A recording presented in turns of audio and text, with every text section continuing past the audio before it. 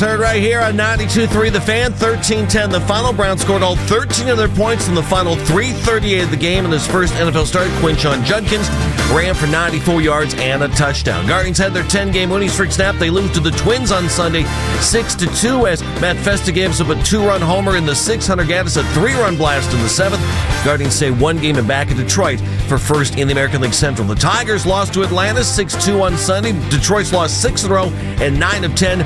Guardians entertain the Tigers at Progressive Field starting tomorrow night. The clubs begin a 3-game series. Also last night, Astros lost to the Mariners 7-3. Guardians still tied with the Astros for that final wild card spot. Cleveland holds the tiebreaker. Can now find 92.3 The Fan on YouTube. Subscribe to our YouTube channel to the best content from our shows each and every weekday.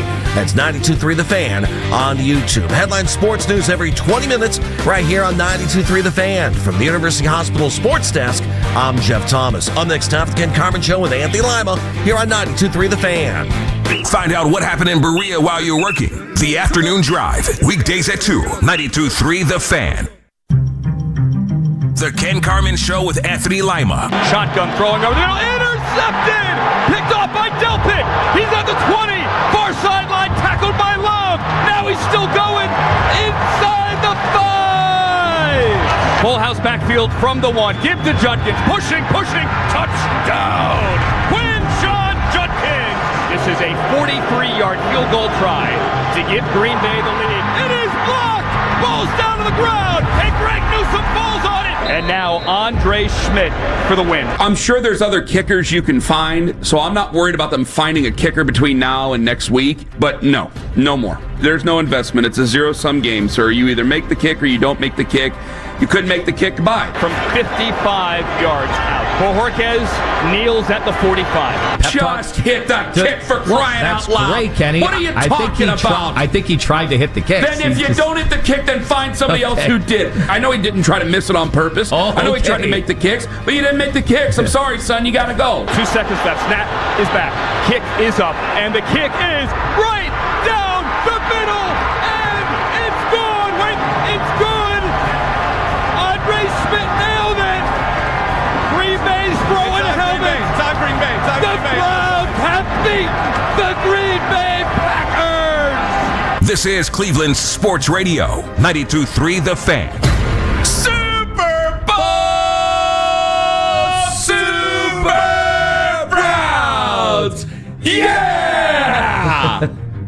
Audio courtesy of the UH Browns Radio Network. Hi! Kenny. I was wrong. Wrong about what? I was wrong, and I'm happy to be wrong. Wrong about what? I was wrong that they should have got rid of Andre Schmidt. Hell yeah. Hell yeah. Wrong. Big time wrong. I'm glad he didn't make the kick for someone else yesterday. Boy, that would have been something. Did you think it was going in? Yes, 100%. On You my children. did. On my children, yes. On my children. On my kids. There's no way I could guarantee it.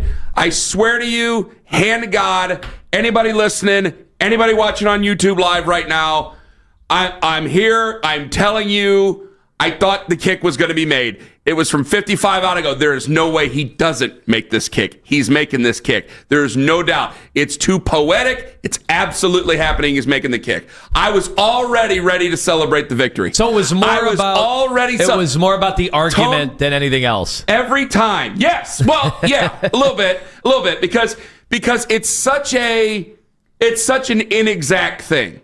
Like, okay, you go back to a couple years ago with Andrew Sendejo. It's like, you put him back there, you're going to get what you get. Like, it keeps happening over and over. And there's ways you can meet the point where you need him to be, but over time. But it's like, nah, you either make it or you don't make it. I go, there's no way he misses this kick. He's making this kick. I cannot believe we won this game. And that was like during the timeout. That was like during the Packers timeout. I'm like, I can't believe we won this game. I cannot believe we came back and won this game. Swear to God. I'm going to tell you this, when I get my notes out and stuff, I have a little thing I like to do. It's just the happenstance of it because I did it during Dustin Hopkins and Dustin Hopkins started messing up, is where I will take, like, I have red pen on bad things that happen. I don't know if you guys can see that. Where's some red? Okay, there's some red pen right there on bad things that'll happen. And when, like, You miss an extra point or field goal, obviously that's a bad thing. So I will have my red pen in my hand out of maybe superstition, I guess it is. I have my red pen in my hand. I was so certain he was hitting that kick. I had the green in my hand. I go, he's hitting the kick. They're winning this game. So you think it was to spite you? No, absolutely not. Absolutely not. No. I just figured it's not me. It's just the cosmic tumblers are clicking into place. And I go, there's no way on earth. Because, hey, I'm the guy who's got to say it into a microphone. There were thousands of people who agreed with me, but that's fine. That's fine. He made the kick. He made up for what happened earlier. The Browns could very well be 2-1. They're 1-2. Offense, we'll talk about that later on.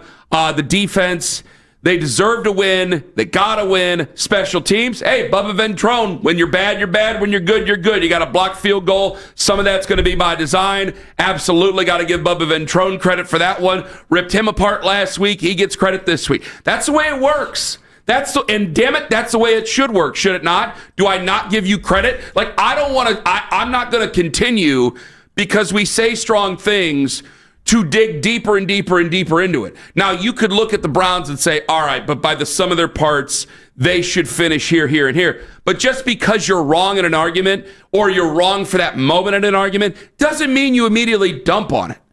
Doesn't mean you immediately, like I had people going, you guys are idiots. And because you wanted to make arguments, like more than likely, with how the team is structured, you'll get your argument. But I'm not going to do that right after they win a game in an improbable fashion with like 3:37 left. They were down 10-0. And it looked like they couldn't get anything going offensively. And really, they didn't get a lot going offensively anyway. But the defense and special teams, they put you in a position. Joe Flacco was not seeing the field yesterday, even with the offensive line play, which was scattered shot. I thought it was better than what the Packers had, but it was scattered shot. And you still found a way to get the job done and win. It should be celebrated, and today should be a day of celebration, damn it. Well, it was improbable. Just being there at the stadium. Well, I'm hot. First of all, I got to take my hoodie off. I got a shirt on underneath. At 10-0, the place emptied out, right? Like in the fourth quarter when the Packers, they were down inside their own 10, then they get the big pass That's another question for later. After the decision to punt the football, that place emptied out, and it was go Pack go. The amount of freaking cheeseheads I saw in that. I'm not saying cheeseheads like Jim Rome would say, cheeseheads, react to me. No, like wearing literal cheeseheads. Guys wearing the cheeseheads, In 85-degree sun, I could not believe how many dudes were dressed up like that. Degrees. Everyone knows that. Holy cow. Why would you wear that? Miles mentioned it in the postgame, though, that the fans leaving. If you guys want to hear that. Yeah, I'll hear Miles. I saw some of the fans leaving, and I just knew they would be missing out on something special because I knew we still had something in the tank. And those guys over there on the other end are tough. Now they made it tough for 60 minutes, and we just grinded away and just made just enough plays. Now, my first thought is, did you? Did you really know? But no, you have to talk yourself into these things. Like, guys, there's going to be a lot of people are going to be upset, especially in an argument. We're probably going to have it around 7 o'clock. You have to talk yourself into it. If you're there's a clear line this year, especially between the fans and the guys in the locker room, because I think a lot of fans at the end of the day, today should be a day of celebration. Because frankly, I don't know how many days of celebration we're going to get this year. So I'm going to take it and run with it as far as I possibly can. And I'm not much of a runner, so I'm going to give it to Lyman, even his wife, to celebrate and run with it. I have to do that because I don't know how many are going to be. And I think a lot of fans are looking at this big picture, but there is a clear difference between the players and the fans. You all want the same thing. Everybody wants to win. But yeah, a lot of fans at 10-0, you're watching this unfold in front of you going, man, we had no offense. On TV, they kept showing Dylan Gabriel. They had to show him 4 or 5 times on the sidelines. Oh, so I was there. I had no idea. Oh, yeah. Yeah, and I think Kevin Kugler even mentioned, so it's Joe, like when they came out in the second half, so it's Joe Flacco coming out. It won't be Dylan Gabriel. Like there was a conversation about whether or not Dylan Gabriel was going to play in that game. Like meaningful, Like, we got to get the offense started. We got to get going. We maybe should put in the kid. Like, there was conversation there. I know you were at the game. You want to tell everybody where you were at? Or? Oh, yes. I was on the 40-yard line in the club section. There was nice air conditioning inside the club. Wow. It was a spectacular way to watch the game. Congratulations on all your success. What a man of the people you are. Yes. Well, most of the people left. That's the thing. Man of the people. I was there. I stayed. Most of the people left. Well, yeah, you stay because you didn't want to go home. That's right. Yes. Either way, House of Representatives always shows up. Can we get overtime?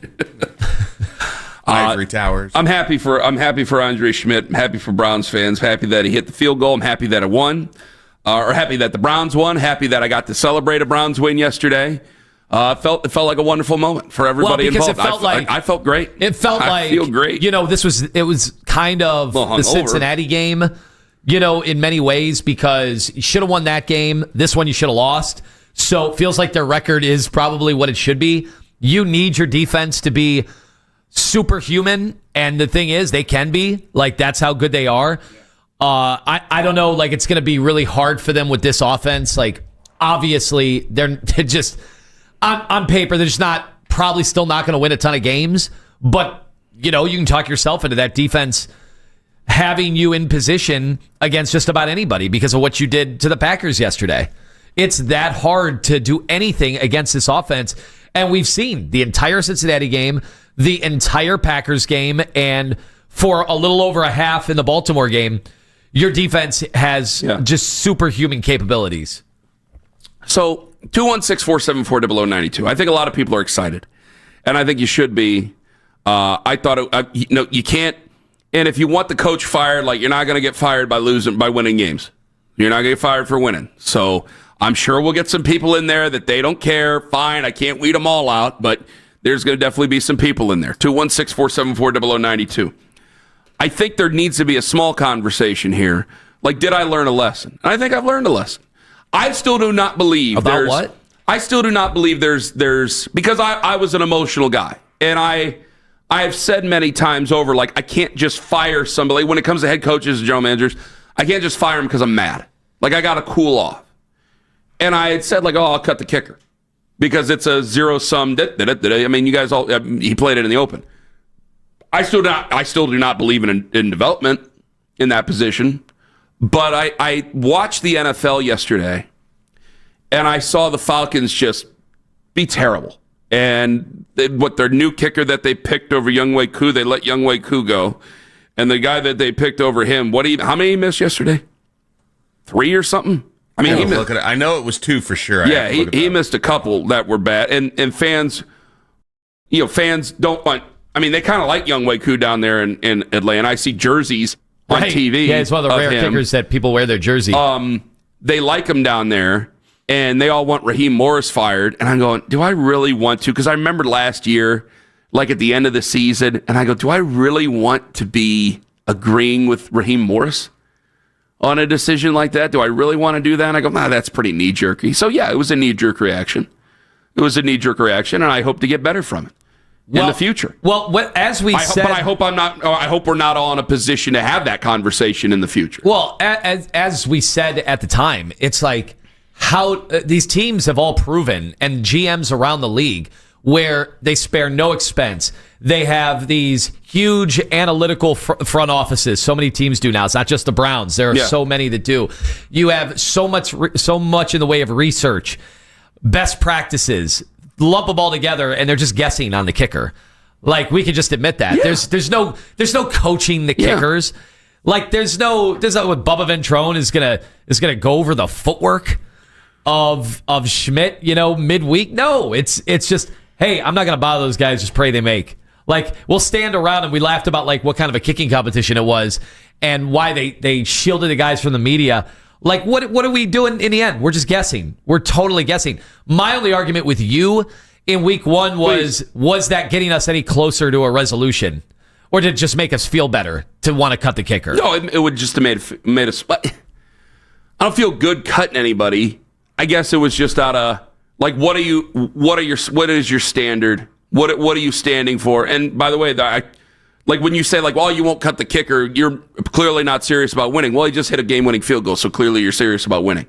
So it is just this big, like, I don't know, situation. I don't know if he's going to make him. I don't know if he doesn't. I'm going to tell you right now, I have not felt that confident in a kick since Phil Dawson, since yesterday. You knew it. This is your moment. It's from 55 yards. I don't want to talk about the one that was 3 yards deeper that would have been at the end of the first half where they were just decided to let her rip and throw an arm punt down there where I'm going.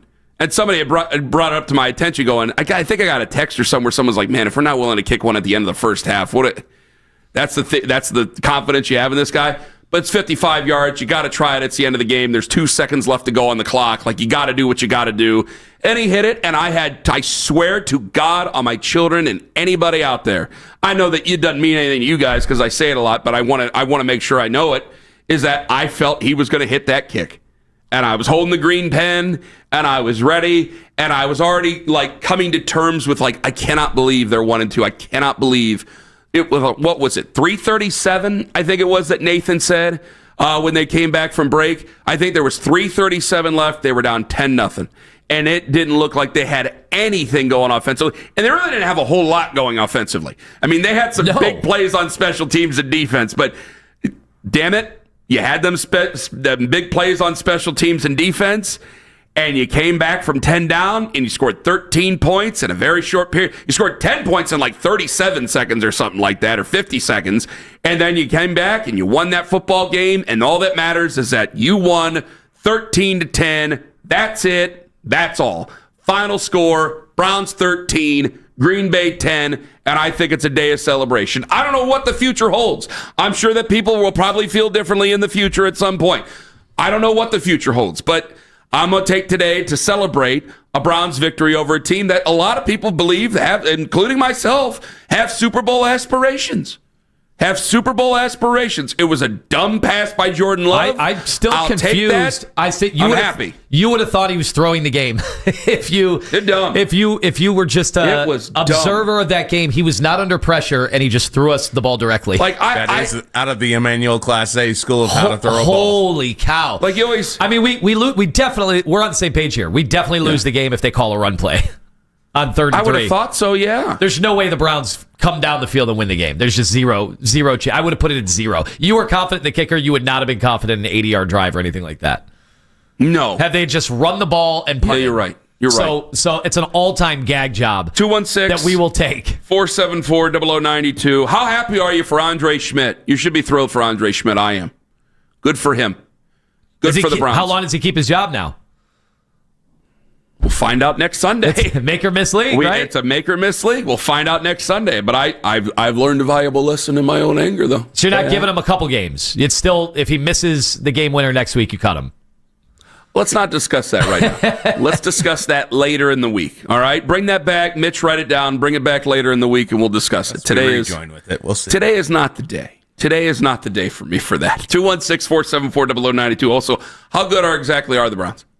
Because they really could be 2-1. I know coulda, woulda, shoulda, everything, but it's nice to not just have a moral victory today. It's nice to have an actual victory. Browns win 13-10 over the Green Bay Packers. Also, the Guardians are hotter than hell. I know yesterday didn't necessarily go our way, but they're hotter than hell. They have the tiebreaker with Houston, so if the postseason starts today, your Cleveland Guardians are in the postseason. Ken Carmen, Anthony Lyman, take us with you to work on the free Odyssey app. 92.3 The Fan.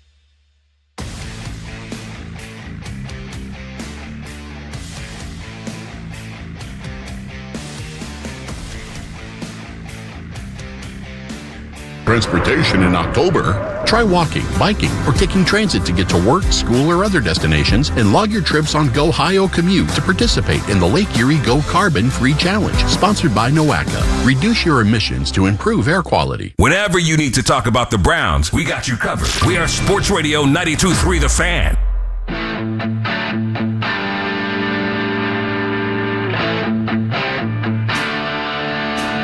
I want to be on the record for everybody.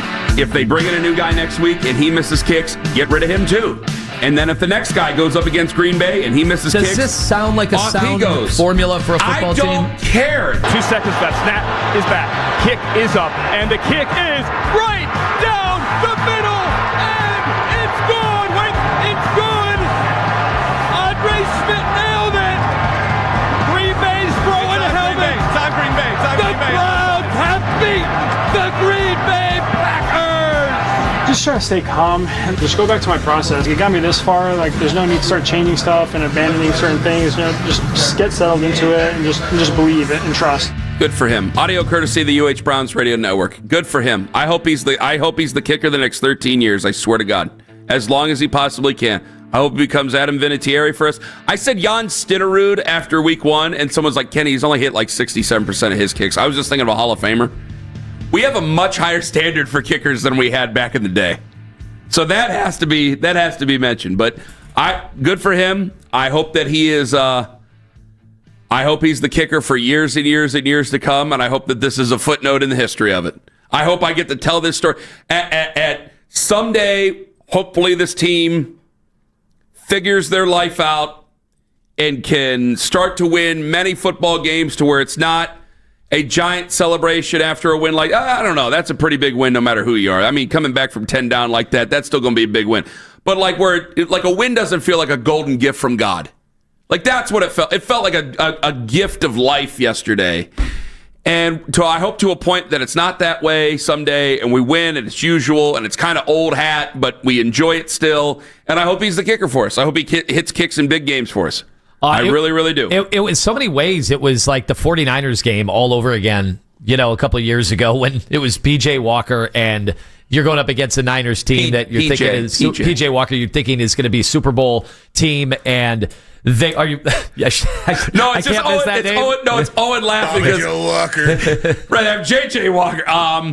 Go ahead. I'm sorry. I'm listening. But just the fact that look, the stadium had emptied out.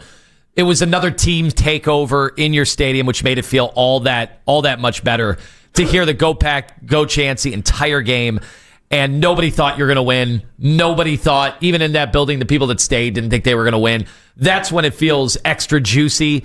That's when it's awesome. And we got to talk about, as bad as the offense was, as just questionable. Like, if they lose that game, we're talking about, moving on from Joe Flacco, because what's the point at that point? You're 0-3. Your season's over. 7 o'clock, it's going to be a bigger discussion. Yes. So all that is happening, but we got to talk about him threading the needle to Njoku and then setting up the formation in record time. Guys, They had like 3 seconds to spare. I know a clock ran another tick.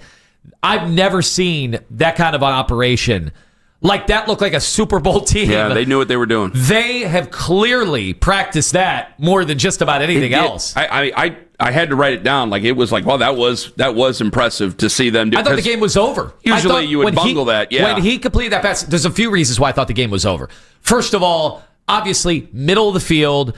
Njoku is the kind of guy, he's a battering ram. So, he's not really creating separation anymore. He's not explosive like he was, which, something we could talk about midweek and where that's heading, because you got Harold Fannin. He leads the team in catches, and it's just been phenomenal. What a rookie.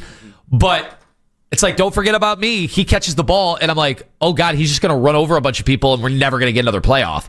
Instead, goes down, and they all lined up so fast. It was a thing of beauty to see that transpire. Here's Kev yesterday after the game talking about that play specifically and how much time they spend on it. We're going to make it onto a lot of training tapes this week in the NFL because teams are going to say, can you do that in 12? And it's been done right around there, but you have to be great. Joe knew it. Dave knew it. All the guys knew it. So you practice those looks. Typically, you say 15 seconds. I just had a lot of confidence in that group to get it done. I want to say, I thought it was Moose who said it on the television broadcast, that he says, he goes, you don't have a lot of time. Usually it takes 16 seconds, not 12.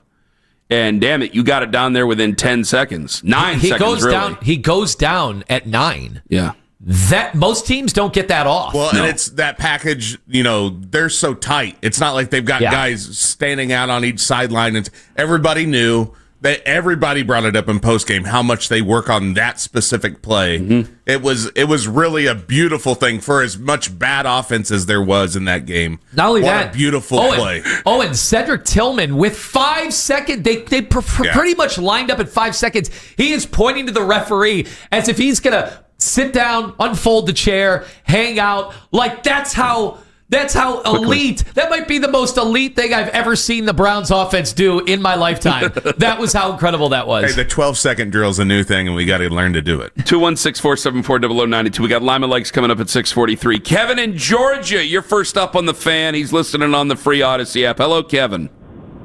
I am so excited that Andre Schmidt got to nail that kick. It would have been good from 70 yards. The defense is humming. Unfortunately, the offense that Andrew Berry has created is every bit as bad as we thought it would be. Joe Flacco is listless. He's terrible. He needs to go. But we'll play this year out. I'm excited they won yesterday. I'm not poo-pooing that. I'm excited for Andre. But once Andrew Berry's gone, we get a quarterback in there, we get an offense. We have some real pieces here. I'm excited. See, the first, it's weird because Kevin's happy, but it's also backhanded, and he also wants the guy. Like, it wasn't like, remember when they beat the Bills years ago and the first caller out of the box wanted Freddie fired, or they beat the Titans a couple years ago and the first caller out of the box wanted Kevin fired? The 49ers game they won, and I remember I had a big rant because the first caller of the day wanted Stefanski fired after they improbably won the game. He's actually happy. It's just that he still wants people let go.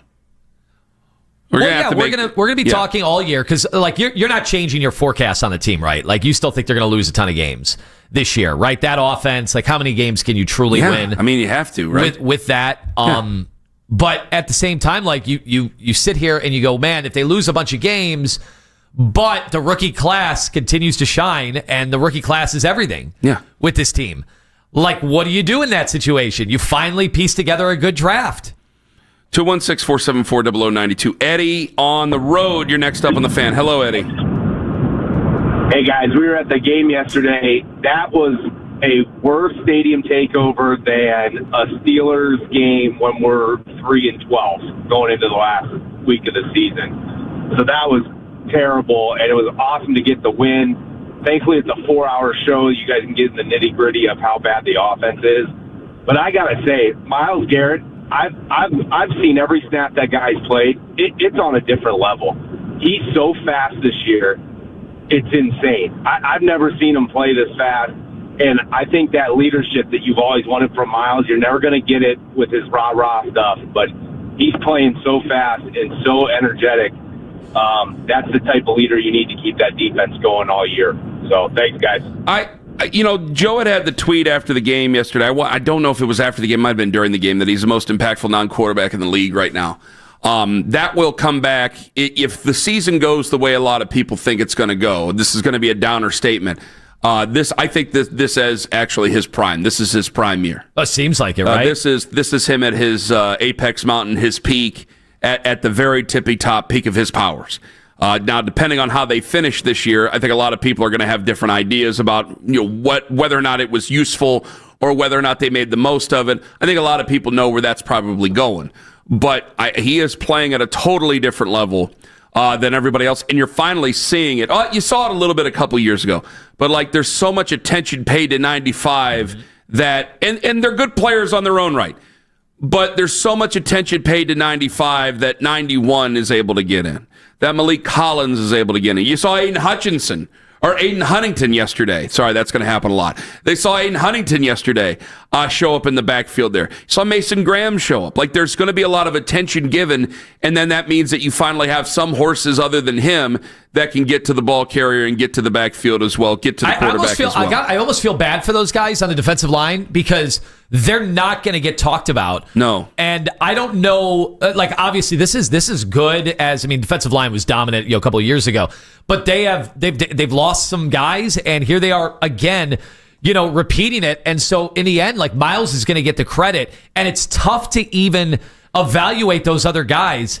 Because you'd be like, what would these guys be doing on other teams that, everybody is showing the one. Mina Kimes had the tweet about the conga line that the Packers were using to stop Myles Garrett because they're on one play with the running back coming over to chip. There's 3 guys. Yeah. There's 3 guys, and other guys are able to feast in a way that finally, we've always been like, it should be the easiest job in professional sports to play on a defensive line that Myles Garrett is on. How do their lines not get even more dominant? Well, this year, through 3 games, they're as dominant as I've ever seen. There is a lot of conversation to be had about the Guardians, and we will get to that, I'm sure, in Lima Likes coming up here in about 5 minutes. But there's another conversation a lot of people on the phones want to have. We will get to it. Lima and I and Owen are in celebration mode right now. It is celebrate Browns victory mode right now. There is a conversation that a lot of you seem to want to have, and we will have it at 7 o'clock. I guarantee you, I promise you. We will have that conversation at 7 about you-know-who.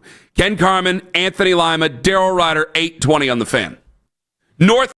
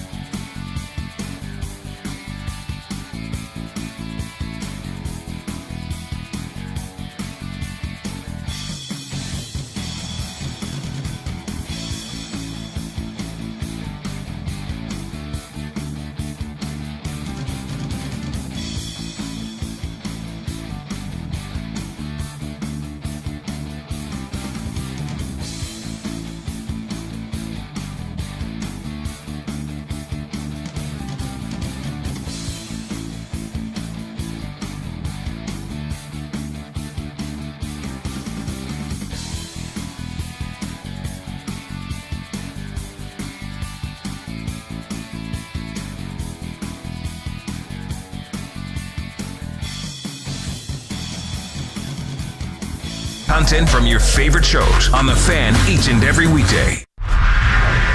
Does Lima like? Or does Lima no like? Like? Tell me likey. I'm liking it. I like it a lot. No like. He doesn't like you. I don't like you either. You're tacky and I hate you. Like or no like. Like or no like. But I definitely knew what I liked, and I definitely knew what I didn't like. We have got to talk about that Browns rookie class. Lima likes. Andrew Berry, ladies and gentlemen, as the Browns, they were finally able to put points up on the board with the 2 huge runs. It was basically their only offense. The entire game was Judkins with the 14-yard run, followed up with a 38-yard run. That was more than half his yards there. Because 94 total. Because per carry, it was pedestrian again. Like, the running game has been so bad. And those 2 plays, and then just felt like the entire time, Judkins just moving forward, falling forward. Like, he was so determined. He was so hard running that they needed all of it yesterday. What do you see when you see Judkins right now, Kenny? Because it hasn't been a bunch of chunk plays. Like, it hasn't been, a bunch of breakthrough plays. It's just been a few, but it's been exactly what they've needed. I think I'm seeing a better back than what they've had over the last couple of years, either because Nick was hurt or not himself. So definitely he's already the guy that they need. I think he's going to need more seasoning. But, I mean, that's going to be a given when you didn't really have a training camp whatsoever. He almost had 100 yards rushing yesterday, which would have broken the streak. We're at 28 games now without a 100-yard rusher. Now, I'm not sure what it's been like as a team. You were definitely over 100 yards, if I'm not mistaken, as a team. But yesterday? Yeah? No. Dylan Sampson had 1 carry for 2 yards, and Quinshawn had 18 for 94. So we were at 95 yards yesterday? 96. Close. 94 plus 2 is 96. Almost. Oh, I thought you said 1. 1 carry, 2 yards. Yeah, people were wondering why Sampson was not out there much at all yesterday. But I think it's a lot of what we saw the week before against Baltimore. They can't really trust him for a third down back. They can't have him out there on third down because he can't block. So, and Quinshawn had a couple good chips on third down blitzers and things like that. Yeah, so, all things considered, to be missing all of that time and then to come in and they needed those runs. Like, they don't win the game.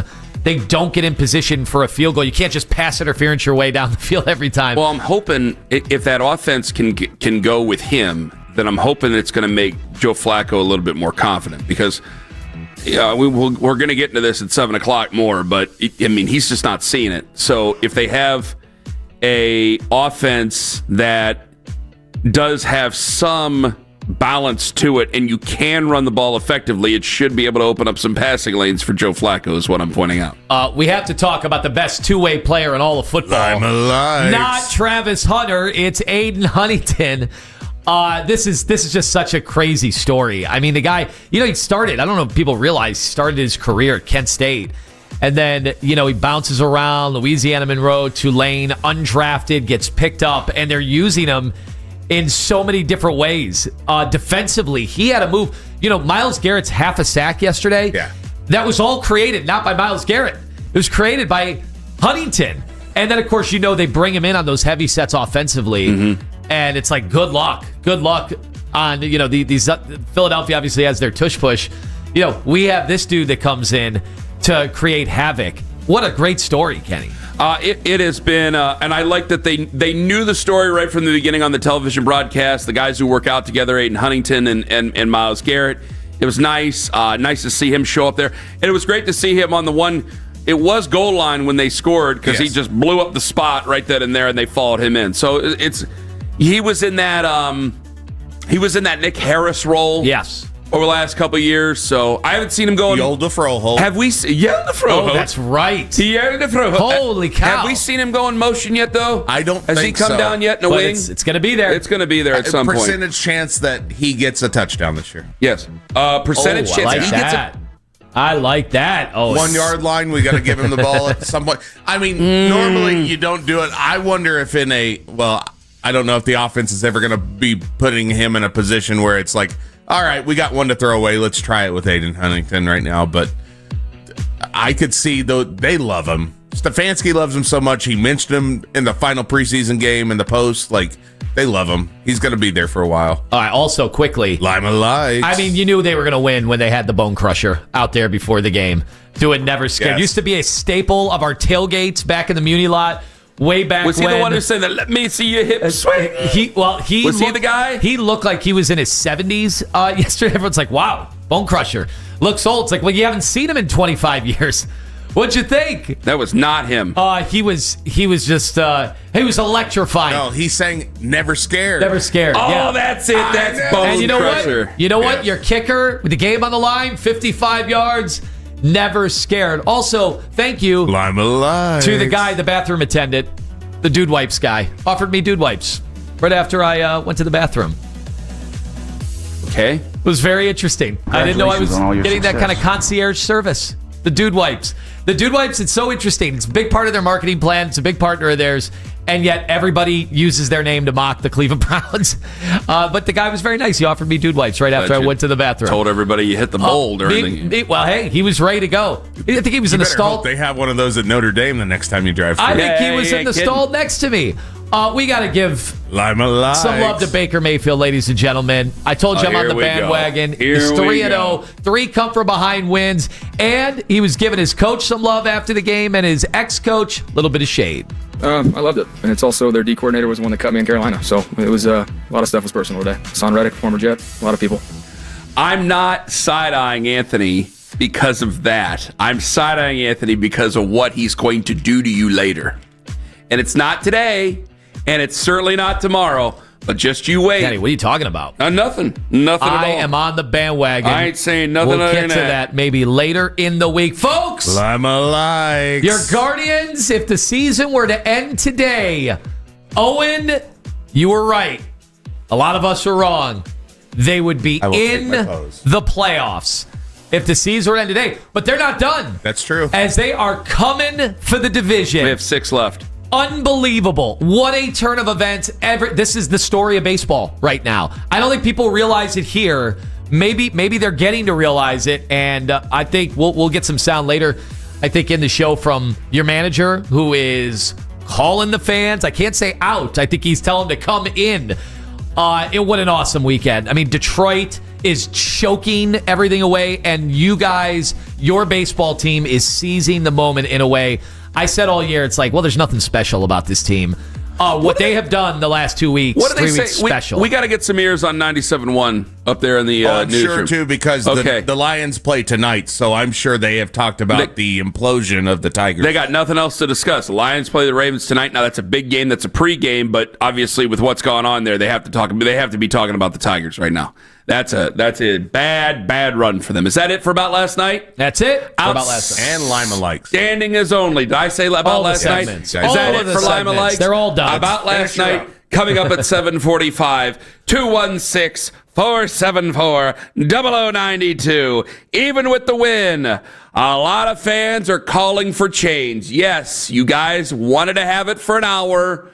We will have that conversation next on The Fan. Friends, Ken Carman here for the wonderful people at KC Roofing. Let's have that conversation now. Call my buddy Kyler right now. Go see him at kcroof.net.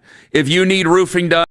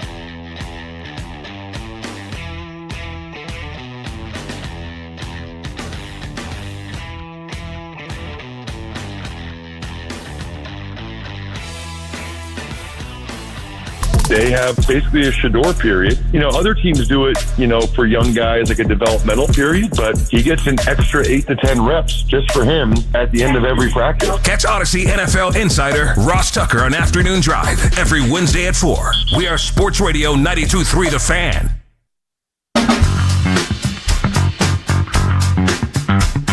How about that team win? How lucky are we? How lucky are we to play the greatest team sport there is? We need the offense. We need the defense. We need the special teams, and that's what makes us a team. I told you last week there's a good team lurking here, right? That was a good team you just beat, okay? And we beat them because we stuck together. We stuck together like we always do. That's Kevin Stefanski post-game in the locker room. He's cussing, Tone. We're dropping F-bombs today. Now, what'd you think of him saying? If he's allowed to, I'm allowed to. I'm cussing up a storm here. What'd you think of him? How many games? Okay, fine. How many games did they lost in a row before that win? Too many.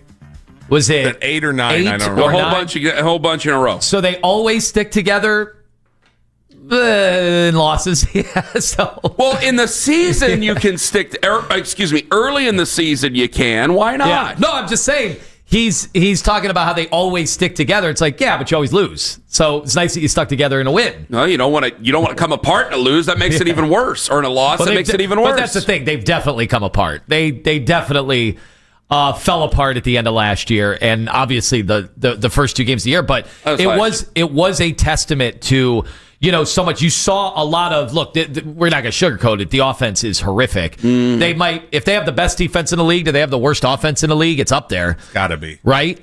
They might be dead last in offense. Oof. And the week's not over yet, but I don't imagine the Ravens or the Lions are going to be down there with you, so they may very well have the worst offense. But what a massive bounce back on special teams to do that. Forget about just it's not only the kick, but to block a kick like they did, the punting game yesterday. I mean, all of that was such a huge factor in that game. Total offense. Well, they're 16th in yards going into yesterday. How the hell are they 16th in yards going into yesterday? Well, remember, they had they've been outgaining people. They had outgained Baltimore. All right. Well, that's it. By the way, they beat the Packers for the first time since 2005. Oh, wow. The last time they you know who the coach was in 2005? It was at Green Bay. It was Romeo Crennel. Romeo Crennel beat him in Green Bay. It's been a long time, my friends. Long time since we beat the Green Bay Packers. Anywho, all right, time to have this conversation. I put it off for an hour. I didn't want to have the conversation. I wanted to have a celebration at the beginning of the show. It's Super Bowl, Super Browns at the beginning of the show. That's the way it should start, damn it. When you have a win like that, it should still be that way. But a lot of you are champing at the bit, so fine, we'll do it. I'll lead it off like this. It is results-based. You're 1-2. No, don't put in Dylan Gabriel yet. I know exactly what I was thinking during that game, and guys, I agreed with all of you. I agreed with all of you that it's time for a change. Not during the game. I figured, you know what? Let's get to the end of this. And then I know it's on the road. You don't want to start rookies on the road, but there's no good time to do it anyway. So you got a week. You don't have like a Thursday mini bye game this year. So you know what? Let's go ahead and let's see the pup next week. Be indoors. Lions are a good team, but you know what? You play a lot of good teams. So it's going to happen one way or the other. Then they won the game. And you could say, well, wait a minute. Joe didn't do anything to help them win the guys, I understand that, but I also have to take advantage of the veterans here and take them into account and say, do I, after a win, immediately cause something that what a team that's losing do? Would I pull a move that a team that's losing do and do that? Would I pull him out of there? And the answer is no. And it's results-based because I have to take care of my veterans.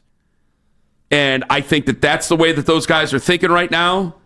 And I felt the bottom was falling out, and I still in some ways do with that offense. Now, if Quinshon Judkins is able to find some footing like he did yesterday, and they can balance it out, and maybe Joe's going to see the field better, maybe he will. These are all maybes. These are all hopes. Because yesterday, some people wanted to blame it on the offensive line with me. I go, I didn't think the offensive line was that bad considering the injuries. I mean, DeJuan Jones, God, guys know how I feel about DeJuan. I felt terrible about that. That was like the third play of the game, for crying out loud. Felt bad about that. He's going over to a position. I thought you and I were going to have a conversation like, hey, is he just the right tackle and we need to move on to a different person at left tackle then? Is that the case? And maybe Jack Conklin, I don't know what to do with the guy, but I can't just put him out there or insist on putting him out there just because I'm paying him. Maybe we were going to have a conversation about that. I don't think he's seeing the field very well. Nathan said it a bunch of times during the broadcast yesterday. I can't help but agree with him. The flea flicker should have been a touchdown. Isaiah Bond is still wide open. I mean, he's just out in the middle of a field with no one around him. It's not good with Joe. It's not very good with Joe. But when you have that veteran, and we heard it from Herm Edwards last week, you make that move, go back. So once you make that move, that's it. And I don't think I'm on the way to make that move just yet, which I'm going to respect everybody's opinion because I think a lot of people are going to disagree with me with that. Go right on ahead. Yeah, because maybe you do. Maybe they cannot conceive a world in which it could be possibly worse than Flacco. Problem is, I can. I could see it being worse with Dylan Gabriel. Yes, it can be worse because I could actually see it be a lot worse. Well, Joe Flacco's at the end of his career. Dylan Gabriel's just at the beginning, so I could run the risk of spiking a career before it even gets there. It goes to me where I have to wonder, and I don't know, guys. I don't know. I'm only at the building twice a week, and I'm not there for very long. I don't know. Maybe Dylan is just not ready yet. I think it probably would be a confidence thing, but it got to a point yesterday watching that game, middle of the third quarter, I think it was, where I go, this is just an abomination, and your defense is going to, because I'm just watching this defense play their ass off. And I'm going, God, what is it going to take to get a turnover? What's it going to take to get anything on offense going? They cannot keep playing defense against these good teams. Green Bay is a Super Bowl team. Their offense was firing on all cylinders the first two games of the season. I'm going, you're holding them to 10 points here. Yeah. I mean, this is a hell of a performance. I go, something's going to have to give. Something did give. You got a turnover, you got a big special teams play, then a turnover, and you were able to put 13 points on the board. And he was able to get the ball down the field a little bit at the end of the football game to go and kick a field goal.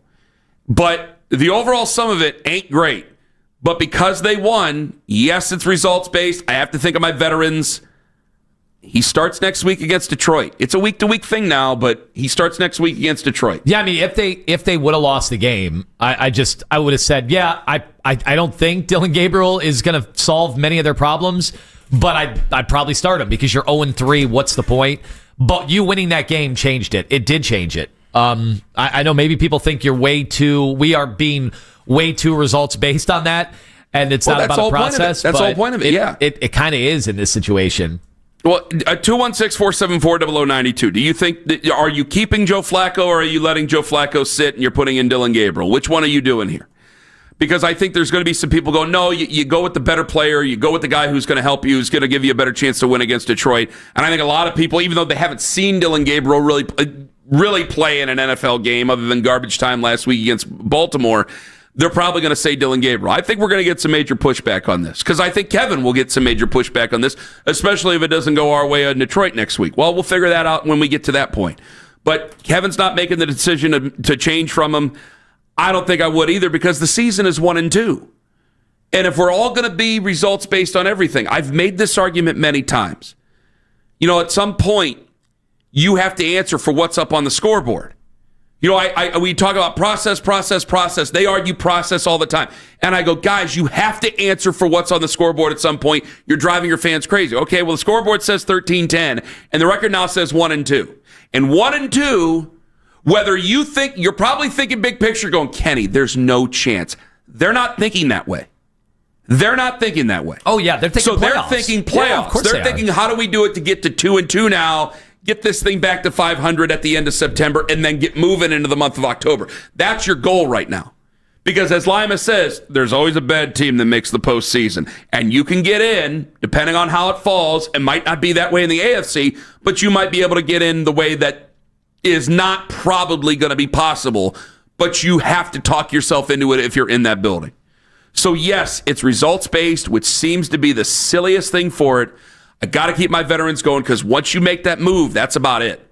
And then unless Dylan Gabriel plays well, you've spiked your season. Now it's just about getting pups ready. Then we're talking about trades. We're talking about David Njoku. We're talking about Wyatt Teller, all those things. So, no, because of the win, I'm not moving on from Joe Flacco.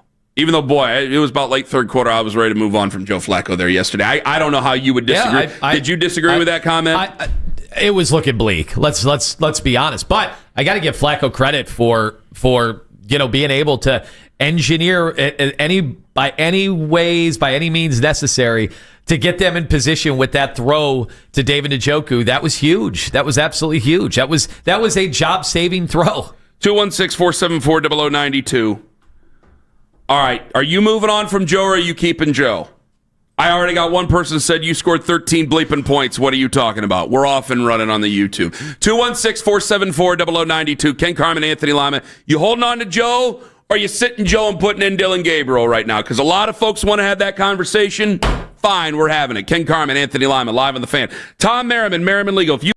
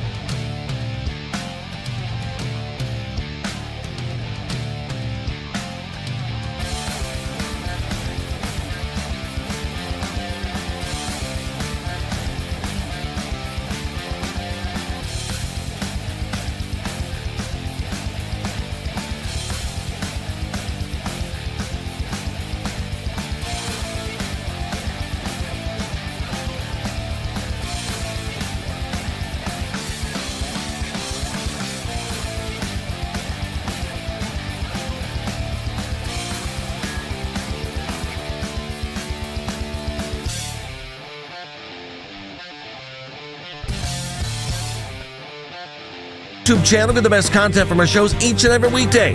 That's 92.3 The Fan on YouTube. Headline sports news every 20 minutes right here on 92.3 The Fan. From the University Hospital Sports Desk, I'm Jeff Thomas.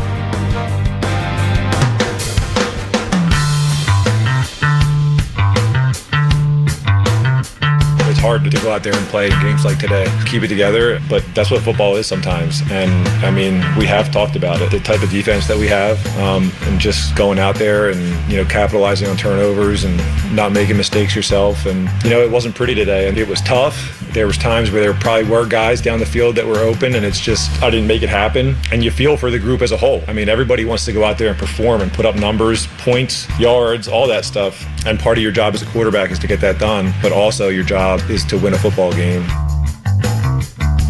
That's Joe Flacco post-game yesterday. Browns won. Joe on the day, what was his final stat line? Couldn't have been great. No, could not have been great. No, well, the one thing that stuck out to me was only 2 sacks. He dropped back like 40 times and only was sacked twice. 21 of 36, 142 yards. Well, it's crazy because it felt like he was kind of going back just waiting to be sacked at times. And I know that they've had, in week 1, they had problems getting separation. That's absolutely a given. Week 2, the wheels came off. Offensive line got smashed. There were problems there. And yesterday, I just thought he wasn't seeing it. I thought, and it wasn't just the Isaiah Bond play. Like, there were guys open. You had Jerry Jeudy open. You had other guys open. He just was not seeing it. He was cutting the field off of his own on himself. But when you win the game, and it just seems so silly to be results-based, but that's where you're at. You're 1-2. I can't make a change to a third-round rookie quarterback after I've won my first game of the season in week 3. It would, I think, to the veterans, it would just seem nonsensical. Because you had this great, go back to the speech of what he said, the whole team thing, this, that, and the other, how the great team game, you needed everybody to win the game. And it's true. I mean, good God. At the end, I don't think the offense really executed whatsoever, with the exception of the running game a little bit with Quinshon Judkins. I mean, you average 5 yards a carry. That's pretty good execution. Here, listen to Kevin Stefanski in the postgame. How about that team win? How lucky are we? How lucky are we to play the greatest team sport there is? We need the offense. We need the defense. We need the special teams, and that's what makes us a team. I told you last week there's a good team lurking here, right? Sir. That was a good team you just beat, okay? And we beat them because we stuck together. We stuck together like we always do. So, you can't go and turn right around and take your quarterback out once you've had that message to your team. Once you've given that message to your football team, you can't go and pull their starter. And I know that is probably going to upset a lot of people. You'll get what you want. It's a long season. And I'm happy about this win. It'll probably go the way a lot of people think it's going to go. They'll probably lose some football games here, which will make it easier to put in Dylan Gabriel. But as of this juncture, you just can't. You can't do it, Tone. Go ahead. No, I look, we all are in agreement. The offense has been pitiful, and there might have been some opportunities yesterday, but, Flacco, that thing was stuck in mud. It just was. And I don't know, in watching him play, it seems like there's no chemistry between him and Jerry Jeudy. And that's a problem, because that's your receiver that gets open. That's the one guy that can do it. And I know there was a big debate about how much he was even open last week, but there were opportunities yesterday. And I was watching. I was up there in the club section with a beautiful view. I could see some Jerry Jeudy separation. Well, it's much different than the chemistry that he has with Tillman, even, right? Yeah. Him and Tillman seem to be on the same page, and he loves David Njoku. I mean, he loves he said it, yesterday in the post game about that last play with 12 seconds left. He knew, get it to the big body guy. The big body guy's going to be able to, get through everyone and get down when he needs to. Yeah. You're right. The Jerry Jeudy chemistry with him and Flacco is just, I don't know what's going on with them, but it's not the same. Now, the one thing I will say, in I don't know how much of a defense this is going to be. This was the Ravens and the Packers the last 2 weeks. Yes. If those would have been the first 2 games and Cincinnati was the next game, then how would we feel? Like, maybe this offense is just going to be a byproduct of who they're going up against, too. It felt like week 1 against Cincinnati. That was the receiver's problem. More than it was Joe Flacco's problem. The last 2 weeks, it's been Joe Flacco's problem. It has been. I'm wondering how much it has to do with who they went up against. Like, they went up against two teams that know how to get to the quarterback, know how to create issues for your offensive line, and you have issues on your offensive line. Well, there's going to be a lot of teams that are like that. As good as the Packers and the Ravens? Not as good as the Packers, but now Detroit's defense hasn't been too terribly great to start this season, I got to tell you. The offense got it figured out last week. Yeah, I mean, but we'll find out a little bit more tonight. I mean, there's some opportunities there. Like, hey, I'm with you. I'm still not moving on from Joe just yet. So there will be maybe some opportunities to get the offense going a little bit. And again, with more Quinshon Judkins, there's more where, all right, you're not just a single-faceted offense where you only have to be able to throw the football and that's it. I mean, we've done that before. He saw the field a lot better in 2023. He's just not seeing it right now. But I'm still not moving on from the guy. Todd and Akron, you're first up on the Fan. Hello, Todd. Thank you for taking it. I love that clip you put on about Kevin Stefanski because I'm saying this from the beginning. Why change anything? Just stick with it. Like you said, you switch off this quarterbacks now and put in Dylan Gabriel, it would be a horror show. I mean, they can barely block for Flacco. Could you imagine what it looked like if they put Dylan Gabriel in there? It's I think a lot of people wanted to put him in, Todd, just because he could get away from people last week. Like last week, he was running for his life, and people wanted to put in Dylan Gabriel because, well, first they thought they had a chance to win, which they didn't. Second, they thought he could run away from guys. You know, I want the offense to get a chance to be humming a little bit because, again, right now you're 1-2. So I'm still leaving Joe Flacco in there, but I got to tell you, there's not a lot of confidence. I think I'm already week to week with him. And I'm week to week because of the season. I mean, you're still 1-2 at 1-3. London coming up, probably not. But I mean, the conversation, the drum is beating here. All right, Todd. Thank you very much for the call. Will in North Carolina, you're next up on the Fan. Hello. Hey guys, I'm looking at it from Flacco's perspective. Quarterbacks don't retire well. And how would you rather go out at the end of a losing streak and be benched because the team's not doing great? Or would you rather be able to say, you know what, we just beat the Packers, a team that nobody had us winning. I'm going out on top. I think it's time for the next generation. It's a win for everybody. But and he gets to retire a hero, a winner, walk away with his head held high instead of having that scene of him sitting on the bench going, man, I'm done. You know what I'm saying? He can control his own destiny by saying it's time. So you want him to bench him so he has some moment? No, not bench him, but this could be his moment to like, hey, I'm retiring. I'm done. I've you know what I'm saying? If you want him to retire? Yeah, look, man, it's time. It's time. The guy's got a great arm, but his legs, I'm 45. I look at him out there every time I see him on the field, and I'm amazed he moves like he does, but he can't run anymore. You know, I mean, it's time. Do you have an answer for this? I think, we've made it clear. Like, I don't think this is the time to do it at all. I don't think that would make any sense. To retire? No, I'm saying to... Will wants him to retire. I know. Well, that's Lima wasn't even paying attention to the call because the call was that silly. He lost me about, 5 seconds in. I'm sorry. 216-474-0092. Deborah in Minnesota. Hello. Good morning. How are you this morning? We're doing okay, Deborah. Go ahead. I'm calling because I wonder how long you believe that the defense will stay motivated to have a quarterback like Flacco who's not helping at all. They're having to play really hard. They're going to keep doing that. Can you imagine if the rookies that they claim that they developed, that they claim aren't ready, but they've developed them, would come in and play even harder? They can run. They can move. They're motivated to win. Yeah, Flacco's motivated to win. Why isn't Flacco motivated to win? Well, I think he's motivated to win, but he's not they're leaders. Quarterbacks are leaders, motivators, inspirers of the team. He's not that. He wants to win. He's going to get a check, but he's not there to motivate the rest of them. The reasoning for all this, the last one should have got it, and this one's got to get it too. Owen, I mean, please.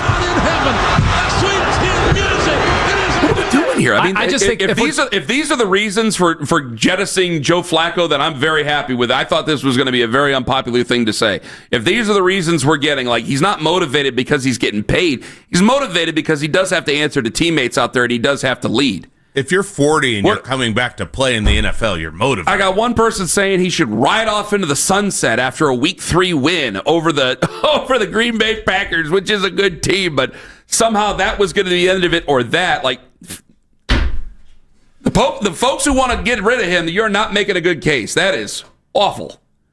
2-1, go ahead. Yeah, I would also say, like, we're talking about the defense, and I'm with people on this part of it. The one thing she did say I understand is the defense eventually, like, they are playing their butts off, and the offense is doing absolutely nothing. I understand psychologically what that is, but also, what is it psychologically if you're going to a third round quarterback? It doesn't do much for you psychologically. I mean, they see more than we do, and now it's the season. It's not like you have a quarterback competition anymore. But if you go to the revolving door at quarterback, like, what is that also? That's not going to inspire confidence with the defense. If we're talking about inspiration, I got a guy who's been in the league 18 years. He's won Super Bowls, or he's won a Super Bowl. He's played in big moments.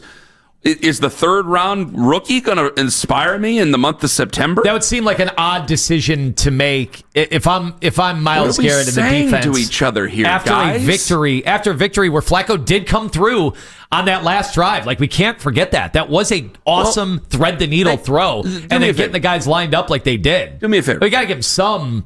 We got to give him some credit for that. As bad as it was for 57 minutes. You're one of the best arguers I've ever been around. All right? Maybe I haven't been around enough people, but you're one of the best arguers I've ever been around. Give me a cogent argument right now why you would go to Dylan Gabriel. It would other than what we just heard. I can't do that again. It would just be that your offense is kind of standing still with Flacco, and, what's the point? But would you do it because you have confidence in Dylan Gabriel? No, now I'm not there every day, obviously, but Gabriel's, it's not like that he's competing. It's not like he's competing. I know we talked about, hey, Shedeur Sanders is getting the reps at the end of practice. Are they doing those for Gabriel too? Like, why would they be doing those for Sanders and not Gabriel? Like, we didn't really talk about that.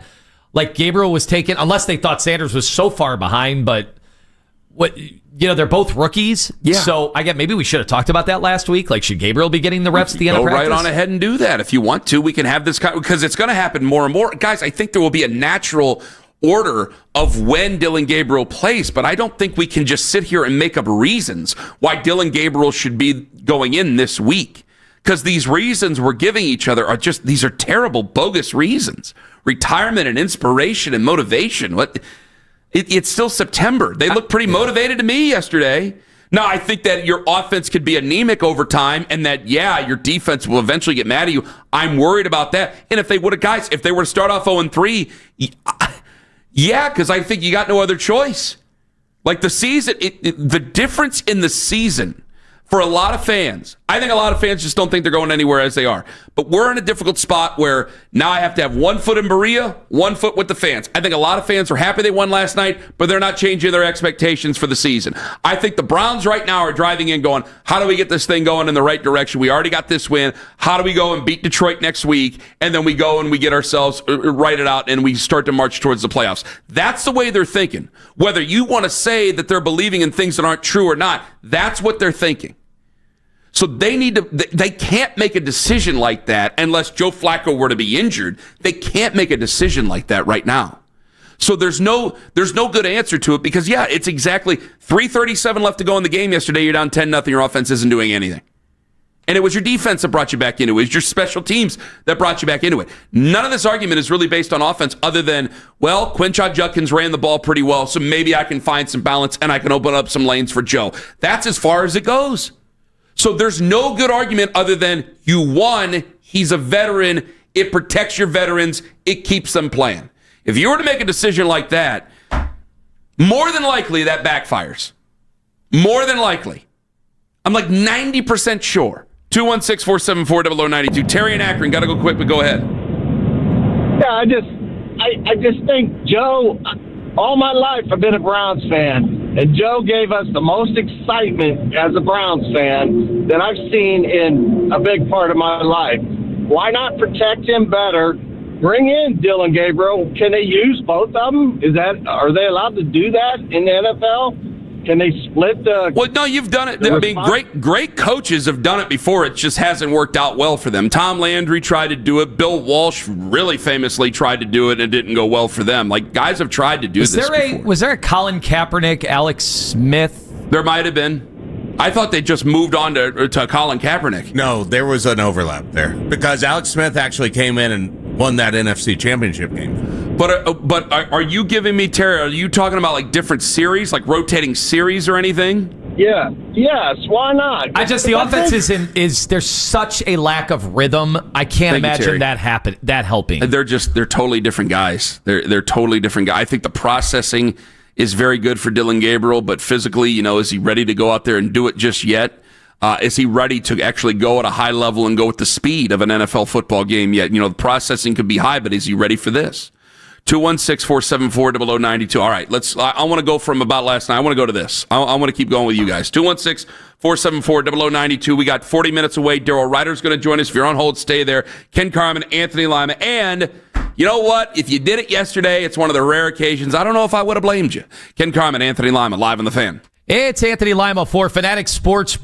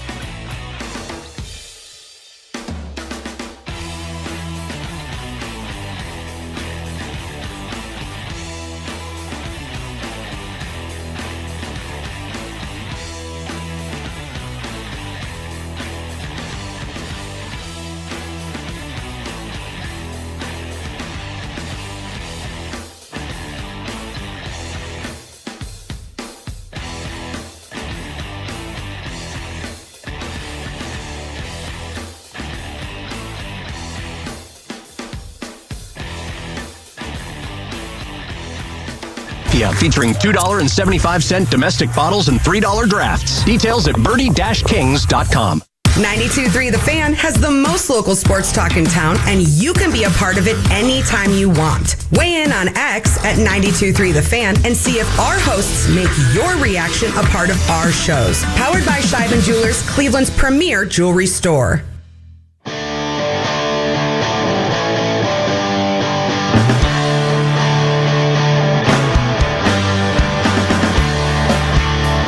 Daryl Ryder going to join us on the show. A lot of people are agreeing. A lot of people are like, no, they won. Leave them in. Leave the vet in there. All right, I need to know who's responsible for this poll. That's the problem. Our station put up a poll 8 minutes ago. Who do you want the Browns to start at quarterback next week at Detroit? And obviously, Joe Flacco is on there, and Dylan Gabriel is on there, right? That's a good poll, right? Mm-hmm. Then they added Shedeur Sanders. Why is that one of the options? He's not the backup. Did Mitch do the poll? Mitch, did you do the poll? I did not. Who did the poll? I want to say it was Keith. You know why then. I mean, Keith's obsessed with Shedeur Sanders. I understand that before the season started. Uh-huh. Well, I don't understand that today. Well, you know how I'm going to diet and exercise. Then I'm like, I'm a Target. Let's get some of this ice cream.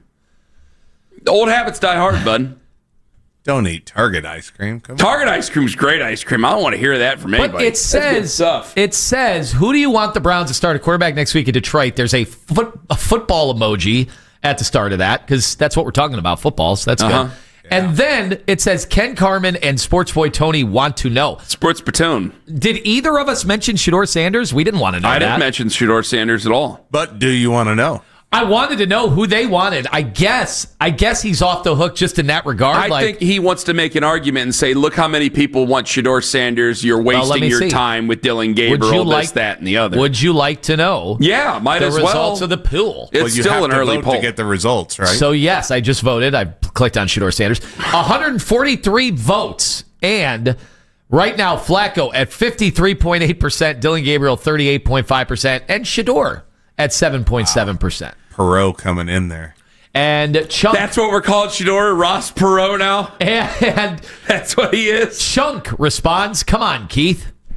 Good, I'm glad. I actually have a correction for you guys. Keith said it was not him that put up the poll. Well, he's still obsessed with Shedeur Sanders. I don't take that back. So who put up the poll? Nobody wants to take ownership? I am researching now. Well, there can only be a few people who put up the poll. We have a rogue. What's poller. Joey doing? Joey. Is Joey allowed to come in here? How many people have access to that password? Do we have ex-employees who have access to that password? Get Joey in here. Joey, who looks like one half of a tag team in the 1980s. He's not. You can't tell me he's not listening. I'm not going to leave my post. Get on over here. Did Double A put the poll up? Did Landry put the poll up? Did Abe Gordon in Atlanta put the poll up? If it was Abe Gordon in Atlanta putting the poll up, you guys better get a new password here, for the love of God. All right, is his mic on? Go ahead, Joey. What's up, guys? Did you put the poll up? That was indeed me that put the poll up. I know it was him then. Whoa. It had to be him. Yeah. I wanted to know. Why'd you do it, Joe? I wanted to know what the fans wanted. So why would you put Shedeur Sanders there? If that were the way, then why did you put Bailey Zappi in there? Because you're not wrong. I could have put him on there. Joe, why didn't you? You know, or Snoop I don't know. Huntley. I forgot about him. You know they're going to come after us. Snoop Huntley is not on this football team. Well, then don't put him on the poll. Bailey Zappi's the other guy who's on the team. You should have put Bailey Zappi on there, too. Isn't he just on the practice squad, though? It doesn't matter. You can elevate him. It's the spirit of fairness. Yeah, you can elevate him at any time. Is he getting reps at the end of practice? We've had plenty of guys on the practice squad who've ended up starting for us. Is there a Zappy session? Of course there is. A Zap sesh? So, we're going to get crushed for that. And now Keith is getting crushed for it. So, now that's the boss. Well, now you're going to get the boss. Keith is obsessed with Shedeur. Now, I will say that. However, I do apologize. Friendly fire. Wow. I would assume 90% that it was Keith. I ended up being wrong about that. There was a second Shedeur on the grassy knoll. Yes, and it was so not I get Keith. it. Here's what I will say. Joey, new employee here. He's been with us for how many months? He's breathing right into the microphone, months now, 4 or 5. Yeah, well, he doesn't have his headphones on, so he doesn't know what's going on over there. He sounds like a color play-by-play guy. All right, color analyst in the radio play-by-play of a small-town college. So you're just doing what you've been coached to do, which is Shador. Anything is amplified with Shador. You see the hits. You see anytime we've mentioned Shador, but there's been no reason for us to mention Shador right now. The entire focal point of this discussion is when are we moving on from Joe Flacco to go to We have Dylan not discussed Gabriel. Shador Sanders at all. This show did not mention We surely didn't mention You're Shador. the only reason we just mentioned Shador. You're the only reason. Yeah. Okay, so I got to go now to social media, and I have to clarify that the show did not mention Shador. Chuck now says, come on, Joey. So now we need the bat phone's ringing now. Now we need You a better poll go question. put your headphones on because I think Big Daddy's about to walk in bring here. you my headphones. The corporation's coming in. I think now we need a poll question. Who is at fault? Is it Joey who put the poll up, or is it how he's been coached? Is it the coach? Is it the boss? All Is right. it Keith Britt? Let's see what we got here. All right, It's not our fault. I don't want to be on that poll. On the fan hotline as our boss, Keith Britton. Hello, Keith. I love Mitch throwing out facts there without double checking. I mean, that's great producing. Well, he there. said, "I want to say." Nicely produced. Keith, he specifically said, "I want to say." Yeah. He didn't say. Well, maybe he wants to say. maybe don't open your mic unless you know for sure. Well, that'd be pretty rich coming from me. I would say this: Joey was right in putting that poll up. I heard fans saying the same thing about Shador. In fact, I saw a lot of just Shador because you heard jerseys two fans, because you heard two fans doesn't mean it's. Ken, let's not ignore what the real topic was today. Who do you want to be the kicker next week? Because it's been different. From Andre the first Schmidt. 3 Don't distract them. We're talking quarterbacks He right is now. trying to do that. You're trying to that last distract. No. Monday. I served my penance at the beginning of the show, and I'll serve my penance later on after the show. I think you probably should at least. We're not doing that. He's No, out. not doing that. He's Because gone. the heat's on you, you go ahead and you do that. That's a boot to the face. That's it's Shawn Michaels. That's who your kicker is, Keith. Are you going to remove the? Are you going to remove the poll or not? Can't leave now. If you want me to take it down, I could. No, that but brings more attention. There to are it. some people who voted for Shador, so I think that shows Of that course they there's did. some fans that want to see him play. Tweet. I just saw Keith's text. I'm sorry. Get your facts straight, Mitch. We got Jim Calhoun as our boss.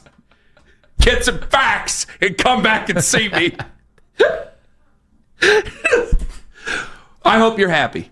I am. I got the reaction. Is this the type of life you want to lead, brother? I got the reaction I wanted. Just sitting out there and carnival. I'm a carnival barker. Don't get me wrong, but don't you want to have some semblance of dignity? Yeah. I mean, it's unfair to Shador, is what it is, fair. and it's unfair to us. Joey. It's unfair to us, and it's unfair to Shador. How dare you put those expectations on that young man? How dare you? I mean, do you not want to see? Not want to see him start some point this season? Of course At I some do. point, yeah. At some point, but not next week. And so what you're doing is you're just inviting all the Shadorians and then the people who hate Shador to have a great big fight. Not really. I just want to hear You're everybody's sowing opinion. the seeds of dissension I want to hear within the everyone's fan opinion. base, Joe. We're allowed to have open conversation. I want to hear everyone's opinion. I'm hearing everybody's opinion, Yeah. and so is Lima. But we need to be in realism here. Well, yeah. If we just heard everybody's opinion, then you might as well put Baker Mayfield up there on the thing. I bet you don't get a do lot that. of votes Well, for he's him. not on the team. Do I not can't do do that. that. He's not on Doesn't the matter. team. It's all in play Bailey now. Zappi's on the team. Right. You left him off. It's so all it's in all play. in play now. I So could've you might put as him well on. put Baker Mayfield on there, and then you can get all the fans going there. You know, it's called the fan, not the fight starter, not the instigator. It's not 92.3 the instigator. See, this is what happens, though. This all starts at the top, and this is what back Keith down, is Joey. breeding. He's breeding a bunch of people that are just going for the content aggregation. Shador.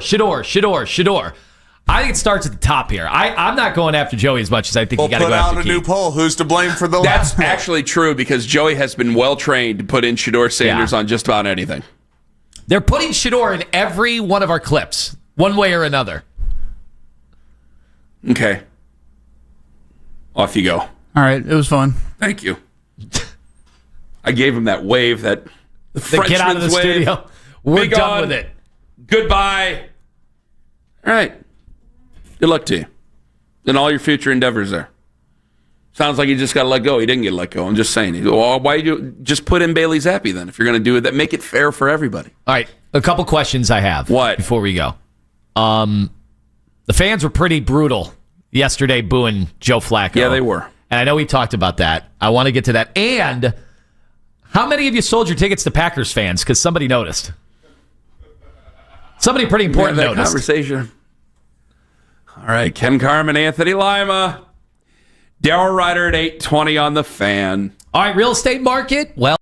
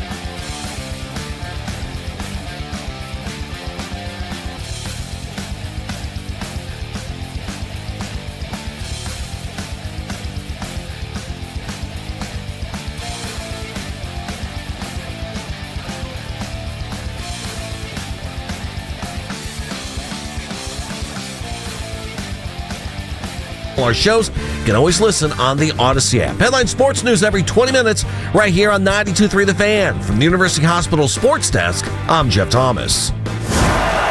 All the Browns and NFL news you may have missed at work. The Afternoon Drive. Weekdays starting at 2. 92.3 The Fan.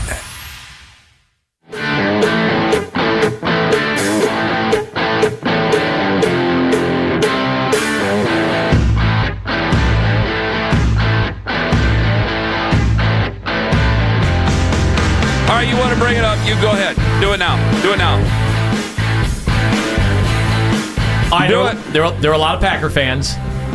There were certainly a lot of Packer fans. I just got a text out of nowhere from bar owner, in-town bar and club owner, and he said they were great. Packers fans were in full force this weekend. Great for the bar business.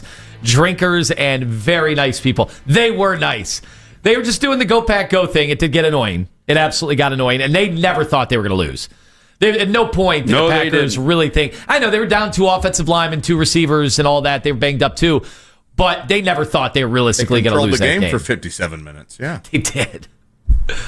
But we did see that not only were there a ton of Packers fans, and obviously a lot of Browns fans left as the sea of brown and orange made their way outside of the stadium. But then somebody pretty important notice too. Now you got to help me, Kenny, with this because I went at the game. When it comes to the is this snark? Is this sarcasm from JW, who listens to the show? So he'll be listening. So maybe he can clarify. He says, "I know all the trolls will come out, but who cares about the trolls? Huge team win, and thank you to all the fans that showed up and supported this team, and not for selling your tickets to the fans of the other team. 1-0 LFG, #dogpound." So, obviously, there were a lot of Packers fans, and I don't think we're in a different day and age from, hey, I'm selling you my ticket. I'm going out there on the curb before a football game and selling a Packers fan a ticket. That's not really how business is done these days. Clarify who JW is for people who might not know. JW, partner with the Browns. He is executive vice president and partner with the Haslam Sports Group. Yeah. It's not like he's just a guy that's married to the owner's daughter either, right? He's holding prominent a very role. high position with the organization. Yeah, he's around everything. Absolutely. Was that sarcasm when he says thank you for not selling your tickets to the fans of the other team? What? Because that was as big a stadium takeover as I can remember it without it being the Pittsburgh Steelers. What's end of the season. What's the sarcasm? He says thank you for not selling your tickets to the other team. Yeah. All I saw were tweets of people taking pictures of people in Packers gear they were and everywhere. cheese heads. And they took over the bars. Yeah, they absolutely did. It was fans and media both putting that out before the game especially. And again, they're all wearing the cheese heads. That's amazing to me. That would be so uncomfortable. Well, in that it's made heat. out of foam. Yeah, in it's that made of heat foam. to be wearing those, though. Well, does foam breathe? I don't think foam breathes. I think you can buy a breathable foam. I don't know. I'm sure you probably pay extra for that. Well, there's holes in the cheese. I'm not big on the cheese head construction. Maybe there's air holes in the cheese. I'm not sure. It was a hot ass day outside. Yeah, but that's the whole thing. People don't know if you're a Packer fan unless you're wearing the cheese head. Gosh, I thought we were going to talk about Joe Flacco getting booed. I didn't realize we were going to talk about this. I mean, you know how I felt about it in the World Series. Now, this is week 3 of an NFL season, not necessarily the World Series. Yeah, a lot of people paid off their season tickets for like the next 2 years off of selling one game in the World Series. I don't think that happened yesterday. with the Packers. No, I saw the prices. I mean, they were. That was maybe why so many Packer fans were there. They were affordable. I don't know. I don't think the game was a sellout. Now, you got to refresh my memory here. When you're selling your tickets, do you know who's buying them? No. Okay. Never. I think one of the sites ask you, who are you? Because I remember I bought tickets when Chiefs were in town last year, and it did ask me who I would be rooting for. And you have the option to not say. I won't say what that site is, but if you've bought tickets on that site, you know. have your right to privacy. That's right. So for all we know, there could have been the 48th Amendment. 50,000 Rob Lowe's there with the NFL hat on. I just want to see football. Yeah, I mean, there were a lot of green in that stadium. There was a lot of green. Now, question is, does it make it sweeter when you stay? If you're a Browns fan that actually stayed to the end, of course. Is it sweeter to root for a stadium with a stadium full of Browns fans and unite? Or is it sweeter that you've been sitting by Packers fans that have probably, they were nice. I'm sure there were some jerks, but most of them are pretty nice. That's what the reputation is. I don't know, man. I've never met a jerk Packers fan. I mean, if Ed Gein were a Packers fan or something, maybe there'd be a difference, but I don't know if he was a Packer fan. Dahmer moved up there for a little while. Yeah, Dahmer was up there. I don't know if he became a Packer fan. But would that be sweeter to be around? Because, I mean, it was entrenched. It was everywhere. It was incredible how many there were. To have them sit next to you thinking they were going to win the whole game and then you win, that's got to feel pretty good. It wouldn't feel as good as it would like the Steelers or the Cowboys or just about any other. The Packers are not I look at them totally different. Like, it's a bunch of Dan Menigans. Dan Mennigan's like the nicest guy ever. He's from Wisconsin. Is Dan not the nicest guy we have at the station? Yeah. Dan hasn't. I've never seen Dan angry. No. He gets angry when I'm talking to Baskin and Phelps right before their show starts. And they're coming into the break and line is still in. Well, it's hard enough to corral them as it is, so I understand where he's coming from. That's when he gets angry. Wild horses, he man. does get angry, and probably rightfully so at that point. Yeah, so that fair is the only time I think I've ever seen him. So Packer fans were just a bunch of Dan Menigans, and how can I be mad at Packer fans? We're not Lions fans, we're not Bears fans or Vikings fans. I'm sure that they have a different opinion of it, but I don't. I mean, it's really just America's nice next door. It's a bunch of Ned Flanders. That's all Packer fans are. That's all they are. I've never had, you think about that, I don't think I've ever had a crossword with a Packer fan. I've had plenty of crosswords with just about every other fan base out there. In 14 years on this station, there's always been somebody who's been rip-roaring, sent an email, called in, either on this network or Infinity Sports or anything like that. I don't think it's ever happened with a Green Bay fan. It's just nice. Well, They're just nice people. They haven't been in town since 2017. It's been a long time. They were yes. here. And we play them once every 4 years. It's a relatively cheap travel here. Oh, yeah. I'm sure they got the tickets for not the most expensive tickets. Well, I imagine there's also a lot of Packer. They've just been good for so long. Yes. I imagine there's a lot of Packer fans within 2 hours. Well, you look at who we talked about who didn't like being called a Packer fan after a while. So maybe he was a little bit torn yesterday. But I just don't see the Packers as they're just everybody's nice friend. That's all they are. It's the Green Bay Ned Flanders. So now, I was glad they won, but I wasn't like, stick it to the Packers, yeah! Like when they beat the 49ers, you know how I feel about Kyle Shanahan. I think he's a world-class jerk. Now, he's a good coach, but I think he's a world-class jerk. With the year he was here, not a nice guy. And so, it's fun to go, stick it to the Niners, yeah! Even though I really like Eddie DeBartolo, even though I know he's not, the owner anymore, wink, wink. But I was happy about it. I'm happy that the Browns won. I'm not happy that they just won to beat the Packers. Like, that's not it. It's not it with me. Now, we did, for the fans that were there and were Browns fans, they were letting Joe Flacco and the offense know they weren't exactly thrilled with some of that operation yesterday. Flacco addressed it after the game. Did you hear any of the boos out there? Everybody heard boos. If you're in that stadium, you hear boos. Yeah, and it's not the boos like that's hard. The boos are just a reaction to us not doing as well as we want to. That's the hard part. So yeah.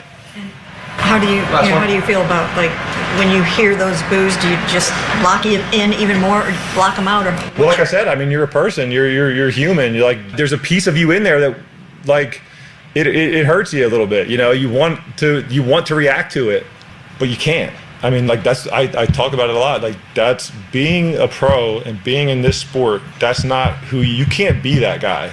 You will not survive. But yeah, like, we're all human. I'm sure that affects people in a not a positive way, but you got to be able to rally and at least fake it, and then go out there and bring it to life. He played here at least once a year for 11 years. He might not even realize they were for him for a while.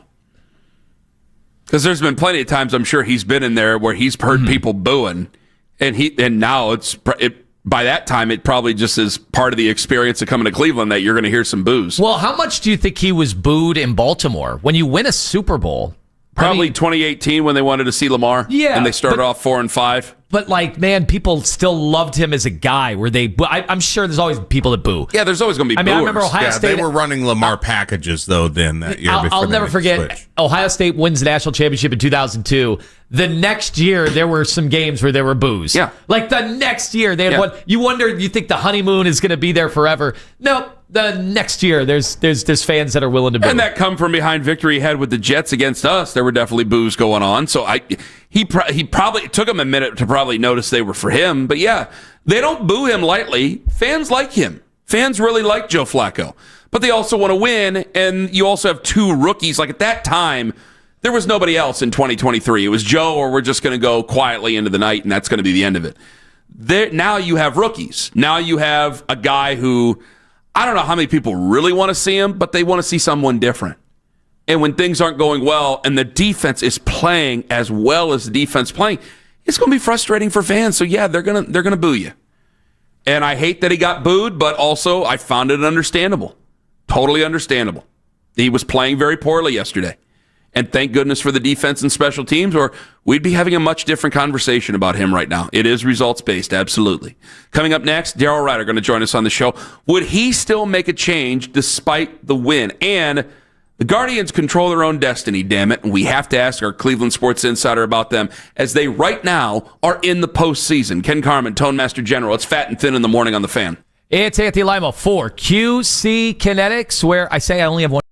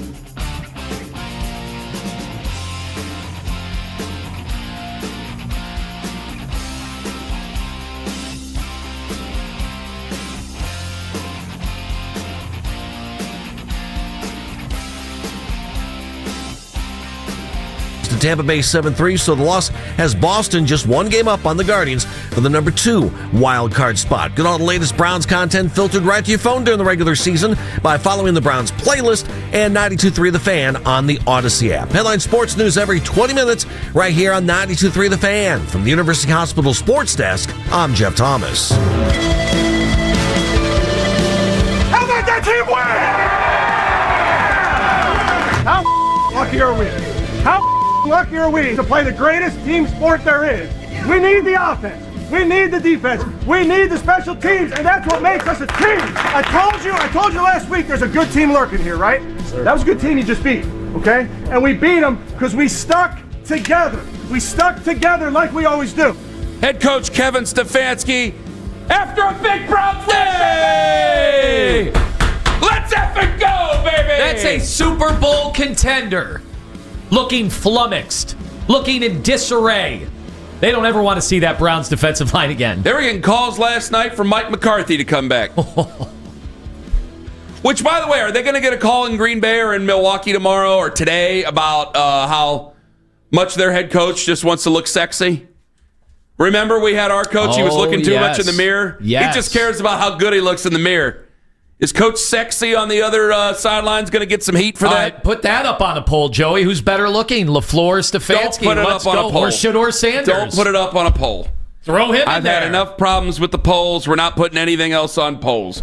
Daryl Ryder joining us right now, brought to you by Scheiben Jewelers, Cleveland's premier jewelry store, where you can see Daryl's goodly. Speaking of good-looking men, can see him right now. You can see Daryl's sexy puss right up there on YouTube if you go ahead and take a gander at that. Come on, Daryl. Who's better looking? Let's go. Who's the better-looking coach? That's all we care about. I have no idea. Power rank the best-looking hosts on the Fan right now. Right now. Do it now. Do it right now. That's what this show's all about. Do it. Best-looking hosts on the Fan? Right now, sexiest host. Who's the sexiest? Well, I mean, the Slippery Wizard has to be number one, doesn't he? Wow. Really? Calling you sexy. Maybe 10 years ago when he was the most eligible bachelor. Yeah, been aging not so gracefully with these kids, running around. Oh, they'll put the crow's feet on you. In a hurry. We don't really have a lot of sexy here. No? No. Spencer? No. Oh, yeah. What about Spence? No. What about go through some of our sports anchors? If you could smell, Earl smells amazing. Yes, Earl he does. is one of the best smelling men in Cleveland. There's no way he hasn't. I don't know what his marital status is right off the top of my head. I imagine Earl has done very well just by walking into the room and the musk that he puts off. He's like a magazine clone come to life. I wish you guys could smell him. He is the best smelling host I've ever been around. What about Alant? Anthony's not sexy. No? This is not a sexy business. That's true. This doesn't promote hot. Doesn't. Daryl, your thoughts. Daryl, thoughts. I was going to say, I think Anthony is the lead candidate to replace the Slippery Wizard. Ooh. When I first got into radio before Mrs. Carmen, a lot of my buddies were like, "Oh, you do well." I go, "No, it's sports talk. It's me and a bunch of 45-year-old dudes. Nothing to worry about." Yeah, we're good. They're not really interested, buddy. Their dads know about you. I hosted on the wrong station, and then the one time someone goes, "Well, Ken's a DJ," and the one girl turns around in college, and goes, "Really?" And I was like, "I'm on the radio." She goes, "Oh," and that was that. Should have just lied. I don't know why I didn't just lie. All right, Daryl, Browns won yesterday. You excited? A little, yeah. I'm used. I'm used to watching the Browns lose games that way. I'm not used to watching them win games like that. I mean, they completely flipped the script. They were dead in the water with 3 minutes and 37 seconds to go. They had a first and goal at the 1 yard line. It ended up in a third and goal from the 21, and they had to settle for a 35-yard field goal. And you're like, okay, it's 10-3. Maybe they can get a stop and force overtime. And, Grant Delpit gets the pick to set up the Quinshawn touchdown. They block a field goal. Bubba Ventrone's special teams unit actually made a play. That in and of itself is breaking news. Shelby Harris with the block. And, kudos to Kevin Stefanski. Kudos for calling the play, having the stones to call the play. Great job, David Njoku. Great job, Joe Flacco and the entire offense to get themselves in position after Njoku caught the 8-yard pass to get set and spiked the ball with 2 seconds left to give Andre Schmidt a chance at redemption with a 55-yard field goal. I mean, when I got to the service level, in my mind, I was still thinking, what just happened? Because, the Browns' offense looked lifeless. I posted on X, like in the fourth quarter, I'm like, this 10-0 deficit felt like it was 30-0 because the offense wasn't doing anything. They couldn't move the ball. And so what a great win, and hopefully that's a shot in the arm that this football team needs going forward. Well, Daryl, I'll tell you, as serious as I could possibly be, I thought when he lined up 2 seconds left to go, he's hitting this field goal. There ain't no. It just felt like the cosmic tumblers, and it wasn't based on me and what I said 2 weeks ago. Lima asked, you tried to put me through my paces. Owen did the same thing. I go, no, it just felt like the cosmic tumblers were in place, that he was going to hit that field goal, to the point where I usually hold a red pen out of the superstition. It wasn't even that. I was ready. I was like, I can't believe they came back. They beat this team in the final minutes of this football game. They robbed the Green Bay Packers of victory, and finally they get a turnover. Finally they get a big special teams play. Like, it was such a great moment for every fan out there. And the other thought I had right after the game was, wasn't that amazing for Andre Schmidt? And then the other thought I had was, boy, I know what I said in the third quarter. You got to go back to Joe Flacco now. Yeah, well, I have been consistent in saying to stay with Joe Flacco, that he does give you the best chance to win. Even though he is 40 years old, he's clearly not the same player he was, 3, 4, 5 years ago, but I still believe he gives you the best chance to win. He handled that. He talked about it after the game. I mean, that was a mentally taxing game. They could not get anything going offensively. And when it mattered the most, they got it done. It wasn't pretty, but it was effective. And the number one takeaway for me is this defense is not a fluke. That is a Super Bowl contender, as you guys have been talking about this morning, that they took down, that they limited to just 10 points. They were sending conga lines at Myles Garrett to try and slow him down. That in and of itself was amusing, and they still couldn't do it. The pressure that the Browns' defensive front applied to Jordan Love all game, and he was destined to make a mistake, and they got him to make one at the most critical time, and kudos to Grant Delpit for actually catching the football, because I'm not used to seeing Browns players in the secondary catch footballs when they're thrown in their general direction. It was such a stupid pass. I don't know why I don't know why they even did it in the first place to throw. I mean, you run the ball out of there, you think about it, it's a 7, like, you punt out of there. Like, they haven't put the ball down the field the whole game. And if you run the ball and even it gets, we got stopped, it's 4th and 1, you punt out of there. I still think the game's over. Tone, you agreed with me. I hate to be ultra-conservative like that, but it's the truth. It's just the truth. Yeah, had they have not even run a play and just punted on 3rd down, they would have won the game. Yeah, probably. What were they doing? They got greedy. I'll take it. and the greed got them. And again, I can't remember the last time I saw a Browns team in crunch time, in the final 3 minutes of a game, execute as flawlessly in all 3 phases the way that team did yesterday. I mean, the first 56 and a half minutes were just pure garbage, okay, outside of the defensive performance. But that final 3 minutes and 37 seconds was a thing of beauty. I mean, imagine if the Browns could do that for 60 minutes, Ken. It'd be amazing. Well, then we wouldn't lose a game, and we'd be all getting rings ready and all the other stuff, and planning booking trips out to Santa Clara. You guys be just doing Super Bowl, Super Browns all morning. The thing that I would think of is that, in LaFleur's defense of anything, it's like, well, you got a good quarterback back there, and remember they burned the first 2 timeouts with still over 3:30 left to go. So you got 1 timeout left with Cleveland, and you're going, man, if we get a first down here, they're going to burn another timeout. This game's going to be over. You only got 1 timeout left. That's a 2-minute warning, and that's it. So that's probably what he was thinking. It just, you could have ran the ball, 4th and 1, burned their last timeout, still punted out of there and played defense. But I'll take it. I'll take the providence of it there. I'm with you about Joe. I wasn't halfway through that game. I didn't think it. This is weird, Daryl. It's like, I don't think that Dylan Gabriel, if you would have brought him out there in that game, would have given us a better chance. The only thing I think I'm flirting with is having meaning to the season. What's it all mean? Am I evaluating the kiddos, or am I not evaluating the kiddos? Are we wasting time? But when it came to that, it's like, if we're not going to win games, we might as well, evaluate the kids. And then they win the game, and now I'm like, well, we're right back in. You gotta go with the veteran until the wheels officially fall off, because you got veterans in that locker room. You can't just pull a guy after you win. That sends a terrible message, especially after your whole message is complete team win after that game. Yeah, and again, I've said this with you guys. I've said it on other shows. To your point, I don't believe that Dylan Gabriel gives you a better chance to win football games. And to me, it's too early in the season to be running up the white flag. Because once you go to Gabriel, that's the point of no return. You've raised the white flag, and you're telling everyone, to your point, this is about evaluating the young quarterback or young quarterbacks if Shedeur ultimately sees the field at some point this year, and that's it. And here's the other thing: how do you tell that to the defense that is right now the best defense in the National Football League? Like, this is a Super Bowl champion caliber defense the Cleveland Browns have. Make no mistake about that. So if they can find anything consistently on the offensive side of things, they got a shot. They're going to have a shot in a lot of games this year. They're going to be competitive.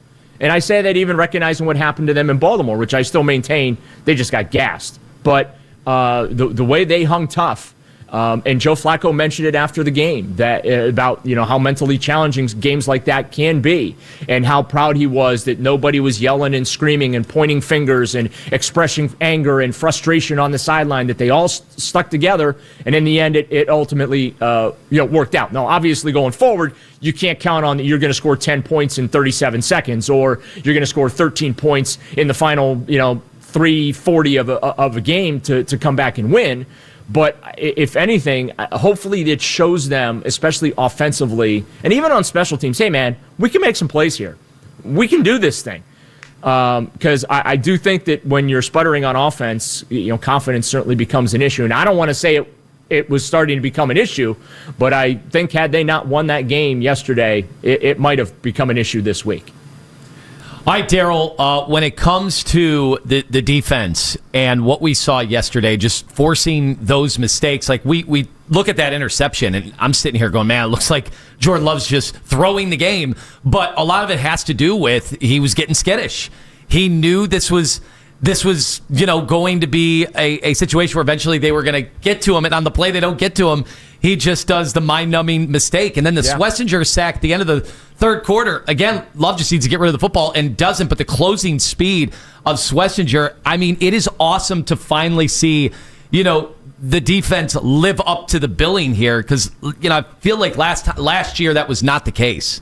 Right. Well, and again, they were coming off that 2023 season where they finished with the number one overall ranked defense. They were ranked in the top 10 in a lot of meaningful categories, or the top half of the league in just about every meaningful category. And I think last year a little bit they were feeling themselves. This year, a big-time reality check, especially when you go with 3-14. This year, they did kind of talk the talk in the offseason about their confidence level, but it wasn't like cocky talk. It was just, we believe that we have the talent to be a really, really good defense. And we've seen that materialize here for much of the first 3 weeks of the season.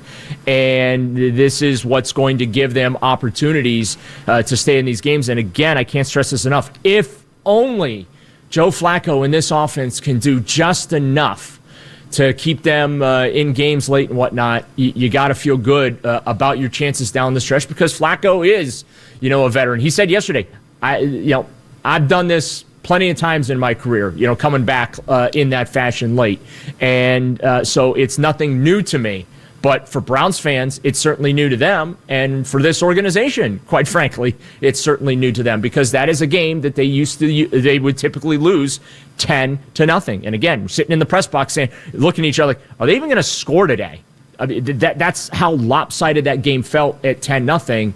But all it takes is one or two big plays, and, well, you saw that in the final 3:40 of that football game. You got multiple big plays. I thought they were going to get shut out. I just thought man, this is going to be a bad Monday, and I'm going to have to turn my back on a guy who was a great runner, a guy who propelled us to a great run in 2023. This is going to be a tough Monday, and then all that happened, and it's nice. But I am very much day-to-day or game-to-game here, but that's something I want to have a discussion with the fans on, because a couple of people brought some good points up, so I want to get to that with them.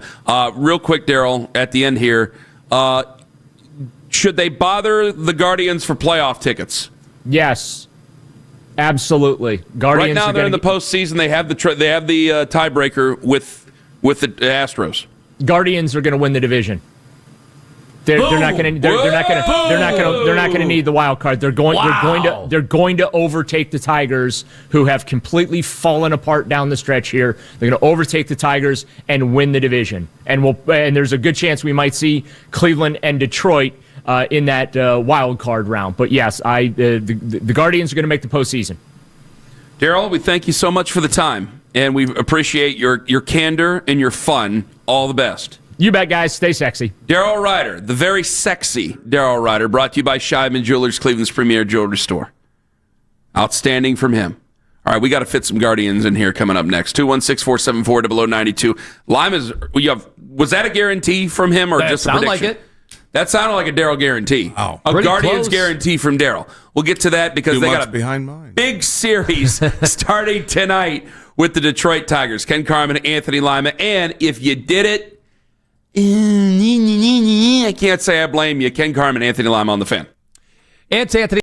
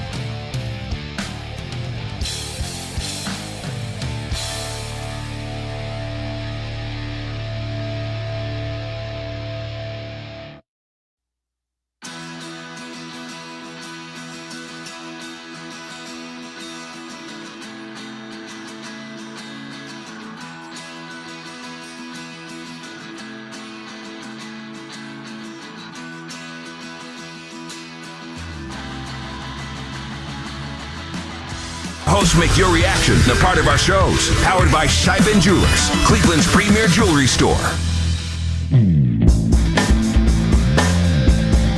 So who's the number 2 starter in the playoffs when they start next week? Are there playoffs next week? Did they play their last game at Comerica Park over the weekend? That's not smarmy. Like, that's very much on the table now. Okay. So who do you blame? What do you blame for the predicament we find ourselves in? I know that a vast majority, at least the vocal majority, are probably going to blame Scott Harris. And there is certainly some blame there in regards to not going out there and making this team better at the trade deadline. I would go a step further. They're worse. Okay, so why are they worse? The players he specifically added here were so catastrophically awful that they're no longer within the organization. He made them worse at the deadline. There's one thing, hey, your job's to get better. He made them worse. John, I know it would be haunting to give up a top 10 prospect. I find it more haunting, the epic collapse that we're seeing take place right now. It would be historic. It would be the biggest ever, correct? 15 and a half? Yes. It would be the biggest ever. I think the last 15 one was 1912. I think I heard Tom Hamilton say at one point. Do you think the story is going to end up nationally? Because I've seen the Guardians are making the headlines. That on audio ESPN. courtesy of our sister station, 97.1, The Ticket. They're on ESPN.com. It's the headlines. I said they're the story of baseball. But if they pull this off, and if the season ended today, obviously we'd be in the wild card and we'd be in the playoffs. But if we catch them, is the story going to be the choke of Detroit, of the Tigers, or is it going to be the incredible comeback? Nationally, it'll be the choke. Chokes are always bigger than comebacks. Nobody pays attention. Well, who has the bigger player right now between the two teams, right? Is it Jose or is it Scooble? Because those are the two biggest names on each team. Jose, I think the Guardians will get more credit because it's not like the Tigers are full of killers. You know, their offense has been decent. Say malarkey. No. But Scooble can only win so many games, right? Yeah. And Flaherty, even though he's good against us, he's not been great this year. He's been good against Cleveland. He's not been great overall. He's been poop this year. They changed their rotation. We're getting Scooble tomorrow and Flaherty on Wednesday because the way it was, Scooble was only going to get one more start. It was going to be against us. Yeah. And now they can start him on. I mean, they're in panic mode right now, even though their manager says otherwise. All right, here's AJ Hinch. I don't see our guys quitting. I don't see our guys down. I don't see our guys pouting. I don't see our guys conceding, and we shouldn't. You know, I'm going to remind everybody that we're a first-place team. The last week went the way it did, and we're going to wake up in first place with our destiny controlled by us against the team that's been as hot as you can get in baseball, and we get to play them in a 3-game series. Like, sign me up. I see his point of view for it. You have to remain confident until you're no longer confident. But I got to tell you, going back to what you said about the collapse or the comeback, we will want to say comeback. But like I brought up Willie Randolph, 2007 Mets. I do not remember who ended up winning the division. I just remember the Mets collapse. That's what you remember. Yeah. Now, if the Guardians went on and won the World Series, maybe it'd be different. Maybe that's a good point. It wouldn't be like 69 amazing Mets or anything because they were a good baseball team before. But you get what I'm pointing out here. Yeah, you would remember the collapse nationally. For us, it would be a hell of a comeback, and it would be a hell of a job by Stephen Vogt. And right now, they're in the postseason. So far, it's a hell of a job by Stephen Vogt. Now, I want to play one Vogt clip, and then you had, was it a diabolical question almost? Or do you want to, all right, here's Stephen Vogt telling you, get on out here to the ballpark. Come on now. We couldn't be more excited to get back home. I know it's school nights. I know people work. But we need our fans. We need to pack out Progressive, and our boys are going to be ready to play. We would love to see as many fans as possible. The boys are ready. We know what's at stake, and it's going to be a lot of fun this week. Do they pack the Prague? Do they get it done, Kenny? Not with that. The not final with that 6 saying. games. Not with that saying. You don't think that's catchy? Good God. You don't think the marketers love alliteration? Did they say that? Is that already a thing? No, I can imagine. That seems like something straight from some 27-year-old marketing. No one calls it the Prague. No, not at all. No one calls I should say it a 27-year-old that's not from here. But do you think we will get, because I asked this question at the end of last week. Sounds like a belch. Do you think we will get, big walk-up crowds now for the final 6 games? I think so. Should. Yeah, I mean, it's weird because it's weeknights in the fall now, and it's a little different on the crowds. But you would also have, now this can't happen tonight, but you also have the chance to say you were there. And so if you have the chance to say you were there, especially, goodness gracious, I remember my one buddy Andy likes to tell me this story where when they won their first pennant in 95, like his buddy was with his son, and his son's like, what do we do now? And he's like, I don't know, buddy. I'm seeing this for the first time, too. I have no idea. Like when they, do the whole thing.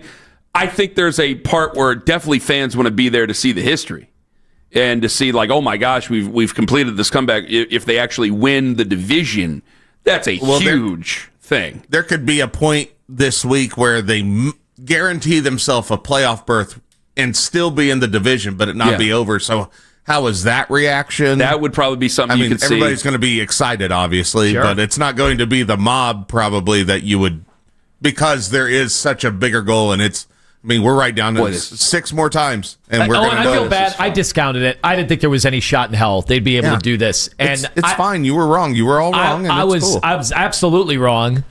I had the thought of the division. The only thing I was clinging hope to was obviously the wild card. So kudos to you, because you were all over it, and you were. At some point, I want to play the audio, but I am such a baseball superstitious guy that I don't want to jinx it right now. You should. No, you should. But I have it. It was July 17th. We can do it at some point. It's in my phone right now. This is my parents' anniversary. My mom's that's why I did it, because I knew your mom had passed. She'd want me to guarantee. She'd want you to guarantee a playoff thing. That's true. So Mom would have wanted it that way. I do have a bit of a diabolical question, and it's focused towards one person, and it's you, Owen, because you've been riding the emotions of this, and you've been all over. I've been the delusional Browns fan, but towards the Guardians. Yes. And you've been going to games all year. It's much more worth it to be that way with the Guardians, by the way, but go ahead. And Owen is a last-minute guy, like, all right, I feel like I'm going today, and you just go. Right, we have the pass, so there are days that, 2 weeks ago, we had plans. I was supposed to be at a practice, and my wife was like, can we just send the kid with another family, and we go to the game, and that's what we did. So we definitely do last-minute things. All right, so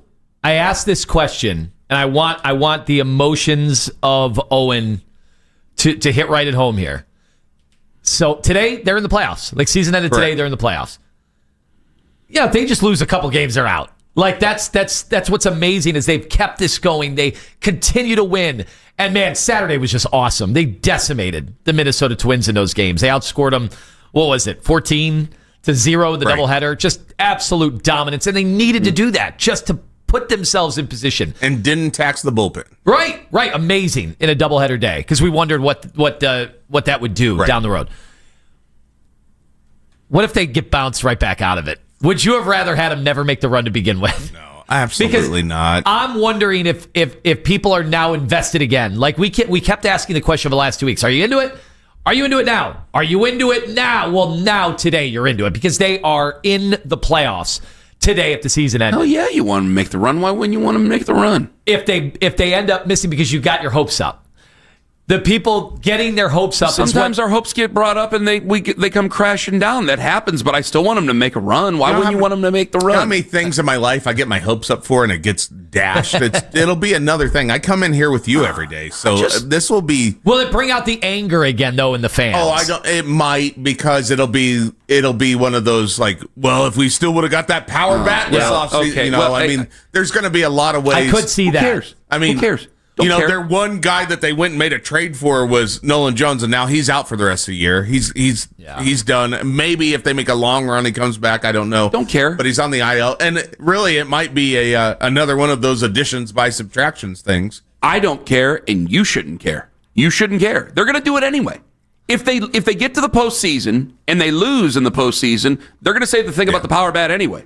There's going to be a segment of fans who bitch no matter what. Well, they're bitching. I guarantee there's a guy in the chat right now bitching his eyes out, right? I got it the other day. I'm sure there is. When I tweeted the other day, I got, literally hundreds of responses of people saying, so what? They didn't spend money. This team has no chance in the playoffs. Those people I don't care for or care about. I don't get it. I just don't. It makes no sense to me. Like, that's a conversation we've had a million times over, and we'll have a million times over again. What a weird time to have that conversation, too. That's what I didn't understand. Like, we are riding this wave of awesome emotion. They had to be nearly perfect to do this. They had no margin for error. They overcame everything in the 10-game losing streak, the low payroll, the fact that everybody counted them out and buried them except for Owen. And yet, that's still not good enough for people. They're like, win a World Series or it doesn't matter. Like, what? Like, what planet are we Is there living anybody in? out there who really feels that way? 216-474-0092. I don't like to do the cattle call for idiots, but fine. If you really feel that way, then go right on ahead. That should be a new segment. Cattle call for the idiots? Yeah. The idiot's cattle call. Yeah, we can do that. I don't know, man. We got some pretty silly-ass calls earlier in the show about the quarterback. We do that Fridays at 9:40. That's true. And if you did it, you'll be surprised, but I can't say I blame you. For what? I'll tell you at 8:02 or 9:02 on The Fan. Friends, Ken Carmen here from Peter.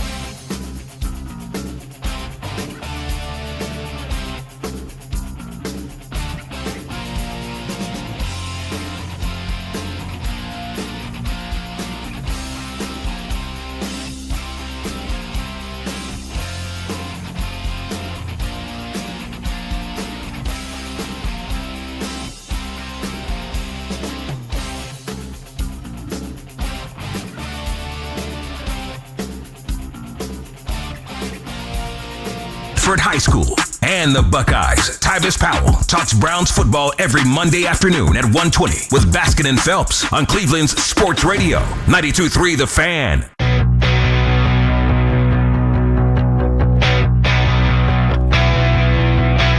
Looking for a winner. Enter the code word ART, A-R-T, at 923thefan.com before 10 a.m. Your chance to win a pair of tickets to All Cleveland Fest at Globe Iron on Saturday, October 4th, starting at 3 p.m.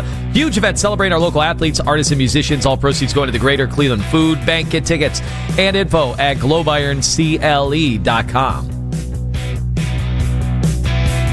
So I'm going to clean this up real quick. We got a game tonight, Guardians taking on the Tigers. We'll get back into the Browns here in just a moment. I mean, the Guardians have won now. We have a game tomorrow night. Sorry, did I say tonight? I'm sorry, I meant tomorrow night. I beg your pardon. We have a game tomorrow night against the Tigers. Huge series. It's a huge series. It's a big-ass series. I might have said tonight earlier today. I'm sorry, too. Don't say that anymore. Say tomorrow. I'm distracted. My rods Until and cones. tomorrow, then tomorrow say today. Tomorrow night. Yeah, tomorrow night is the beginning of a very, very, very, very, very, very, very big series. We'll get to that. The Guardians have won 84 games. They've won a lot of games. The Browns have only won one. And who knows how many more they'll win. They ain't going to win. I can't imagine they'll win too many more, so we'll get back to it. They won't get to 84, I guarantee you. We'll see where it goes here. If I'm saying it's a cattle call to idiots, I don't use the term idiot very, very lightly. It takes a lot for me to call you an idiot. I think, though, that if you are that steadfast on they didn't spend. I mean, they haven't won a World Series in 78 years. They probably won't win the World Series this year. It's just you're joyless about the sport. You're absolutely joyless about the sport. And I think it's an idiotic way to look at things because they aren't learning any lessons by losing. They will not learn. They're 84 and 72. If the bottom falls out this week, like go back to 2008. Was it 8 when Grady Sizemore lost it in the Sun and they were making the run? I'm not sure exactly which year, but I think it was 2008. With Cliff Lee. Yeah. When he lost it in the Sun, they didn't learn any lessons then either. This is what they do. This is how they conduct business, and they will say and tell you, and you can either agree or certainly disagree that, yeah, they've been a competitive, successful franchise for 20 years with how they do their business. So if you just hope that they lose because they're going to teach them any lessons, sorry, guys, the joke's on you. It's an idiotic way to look at things. So I don't use the term lightly. You'll notice I use silly. Oh, that's silly. Or, I don't know if I'd go that far. Owen is usually the one who's going to give you the big boot. Or Lima's going to shout you down. Losers. I've said that. Lima has called people losers and made them feel very small in arguments before. Lima's very good at that. But when it comes to me, yeah, I'm going to be nicer about it. If I'm calling you an idiot, it's because I really think it's stupid. And it's really stupid when the team, you can differentiate the team from the owner. You can do it. You can do it. There's a lot of people who are not allowed. I think the owner that probably has the most fans in the city is Dan Gilbert. And even then, I think that he's made his mistakes. I think that you can still be a Browns fan and have a problem with the ownership. I think you can still be a Guardians fan and have a problem with the ownership. I think when you find owners, if you're looking for an owner that you actually like in sports, I think you're barking up the wrong tree as a sports fan. So if I'm that crazy in my hate of the Dolans, I'm just cutting off my own knees to not be able to watch the game. And the last 2-3 weeks have been so much fun. Yes. So you're just missing out. And these games have been playoff games. I mean, they've had to do this. They've had to win. What is it now? They're 9-1 in their last 10, but it's... I think they're 16 of their last 18. Okay, so guys, they literally had to do that to put themselves in position. So the only person you're sticking it to is yourself. You're not sticking it to them. You're only sticking it to yourself. So I don't want to sound like Paul and say just enjoy it, but come on. You're right. They're past the point this season especially where if they lose the last 6 games, it was still a run and it's not going to change the way that they do business, right? Yeah. There's a few factors into not changing the way that they do business, but it would have taken like a 65-win season for them to even contemplate it. Honestly, right? Owen, it would take 2 or 3 60 to 70 win seasons. And by for then, them to redo and their we all know if you're into Major League Baseball, you know the thing that's looming overhead in 2 seasons from now, right? Or 1 season after this, and And so that's not going to change the way they do business right now. They're going to see how that plays out first. So I'm hoping for significant change to come in the future so it makes it more equitable and easier for a regular fan, for the general fan, to be a Guardians baseball fan. Because I do think that the way that baseball does itself alienates the general fan. What the NFL does best is it invites everybody. It's something for everybody. So there's always fans that are hardcore, like the ones we talked to who are Browns fans. And then there's ones that they can't name the offensive lineman. They can't name the defensive lineman. They probably don't know Mason Graham just by walking down the street. They don't know that. The NFL still gets their money too. So maybe it will be more equitable. But we are not changing when they're 84-72 and they're still going to finish above 500 and they're still going to be in the thick of this. You're not changing anything with Paul Dolan or the Blitzers or anybody for that matter. Like, I don't think David Blitzer is any closer to owning this baseball team. Not until you get to next winter. Basically how that goes.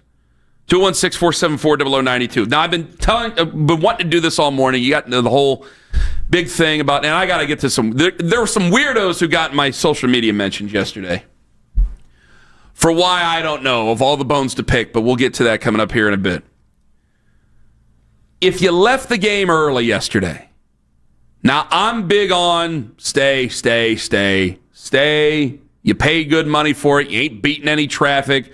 What's the point of going if all you're doing is thinking about beating the traffic? However, you got to admit, this season's different from a lot of seasons we've seen in the past. The first time we went through it in 2016 and 17 where they were losing, and I mean really losing. They've been losing.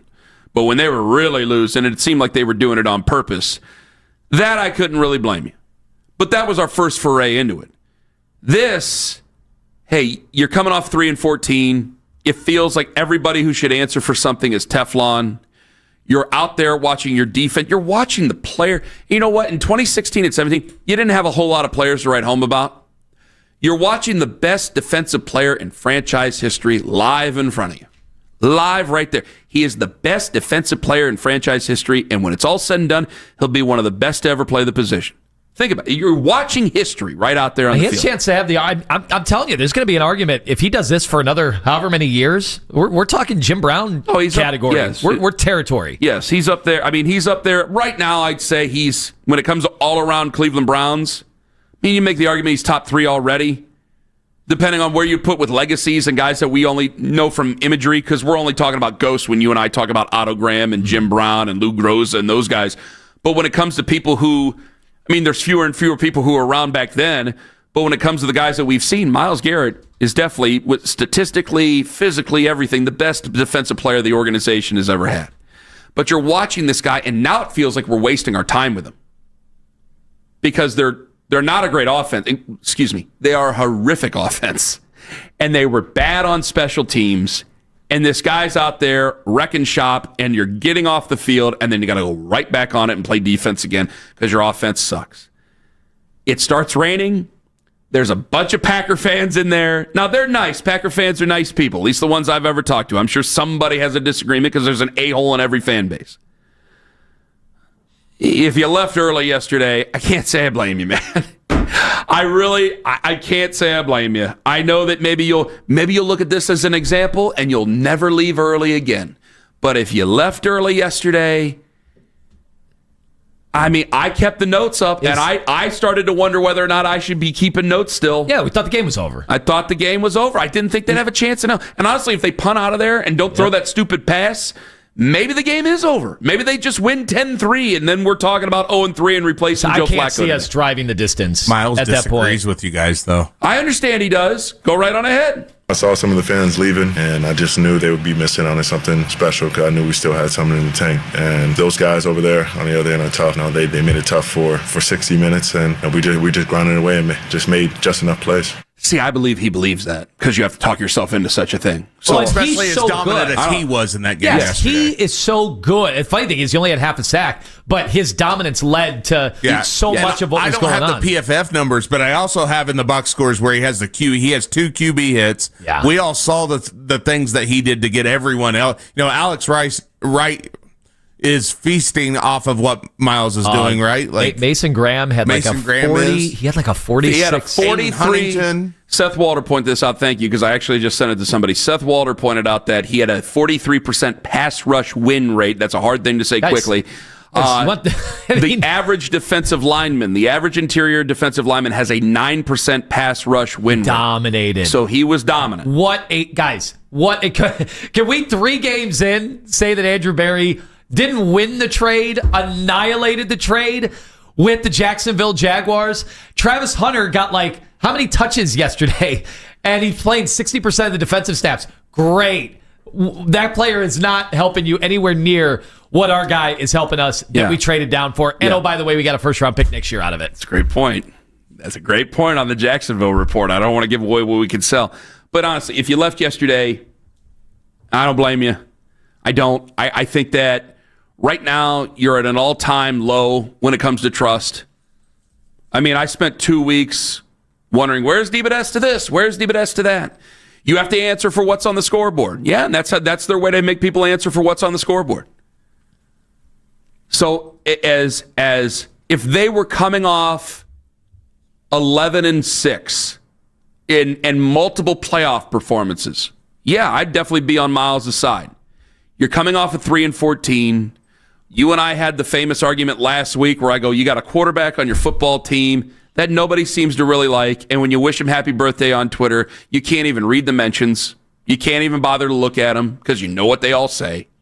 You got another quarterback that even when you have a hint of his name being said, he has this massive fan base where he's not ready to play yet, and I want to see him play. You have this massive fan base that gets in and tells Browns fans to bleep off every time and that they don't know what they're looking at. And this guy, he's being led down the primrose path by your favorite football team, and then you don't even know if it's true because you're coming off of 3-14. You've made a historically bad trade, and things have not gone your way. And the people who you think that should answer for it have not answered for it. So it's frustrating. So yeah, if you left with 4 minutes left to go yesterday, when it started pouring rain at one point. When it's pouring rain, your offense is terrible, and you're watching what looks like a giant waste of his efforts with the best player on defense in the league. Yeah, you know what? Maybe you decided that you were just going to get the hell out of here. You'd had enough. You weren't going to stay through the rain. It's already hot. Now you're going to be wet and hot. No. They got to go, and they got to earn it game by game to make sure people stay. You have to earn it. I'm not going to make an argument that you deserve it when you haven't deserved it. You haven't. I hope that this changes, and I hope by November they deserve it. And I can tell anybody who left the stadium early, wrong on you, shame on you, you should have stayed. But can't do it. Not the Browns fans. Not here. 216-474-0092. I also got another bunch of weirdos in my mentions yesterday. Can I explain that to you? Okay. That, and if you're going to make a change, it ain't going to happen now. Ken Carman, Anthony Lyman, take us with you to work on the free Odyssey app. It's Anthony Lima for Floors with a Z, and fall means you're probably going to have some people over, watch some football. And how is the carpeting? How is the tiling looking? You know,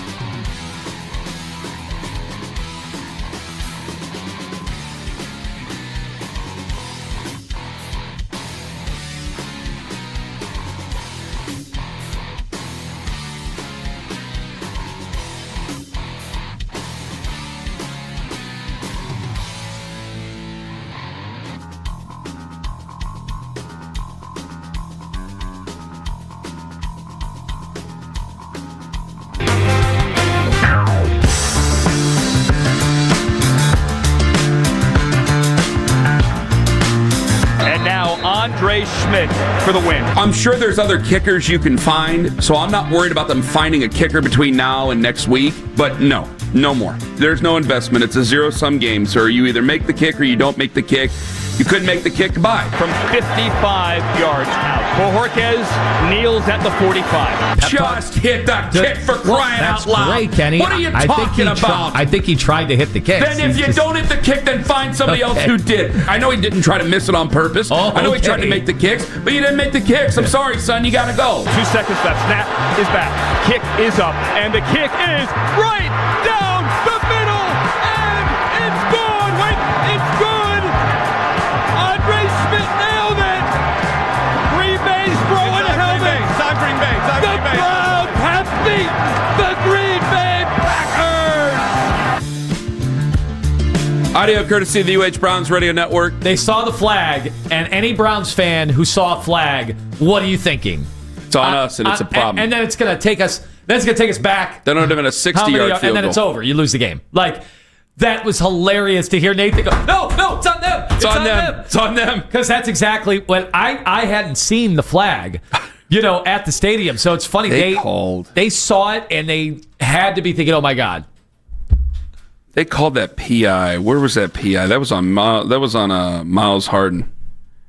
And, boy, I called them every name in the book when they called that pass interference. Well, yeah. You know what we'd be talking about this morning? The fumble. The fumble. Yeah. The fumble, had they not got the field goal block. That's true. That Josh Jacobs fumble was. Yep. And, Kevin talked about it briefly in the postgame. I don't think we need to play that. Well, there's a pool report, too. There was a bunch of stuff in there. There was a big, long pool report on it that we would have, had a bunch there. But it's all dead today because, and what's crazy about it all, just on the fumble, is had they ruled it that the Browns recovered, it would have still been Browns' ball. But they didn't rule it that way. So they got screwed on the deal. It ultimately ended up working out. But yeah, you feel like we definitely recovered the fumble, but you couldn't see it. So because you couldn't see it. And him wearing yellow gloves is what. Oh, yeah. Had he just worn any other color gloves, we might have gotten away with it. 216-474-0092.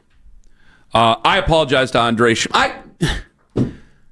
I didn't. See, this is the thing. Can I explain this, or does it sound like I'm trying to weasel out of it? Well, you can explain it, but it will sound like you're trying to weasel out. Okay. Tell me at the point where I'm weaseling here. Because right now. Hey, no. I'm a man who owns up to my mistakes. I own up to them. Because my thought is, it's still a zero-sum game. Like, could they have got Younghoe Koo off the waivers this week, and could he have hit a 55-yarder to win? Yeah, right, yeah. I still don't believe in developing kickers. I do think, even though I've made it, and I told you guys even on the air, I made a very clear, concerted effort to not try to get personally nasty about the missed kicks with Andre Schmidt. It's a tough job to do. It's a very lonely existence.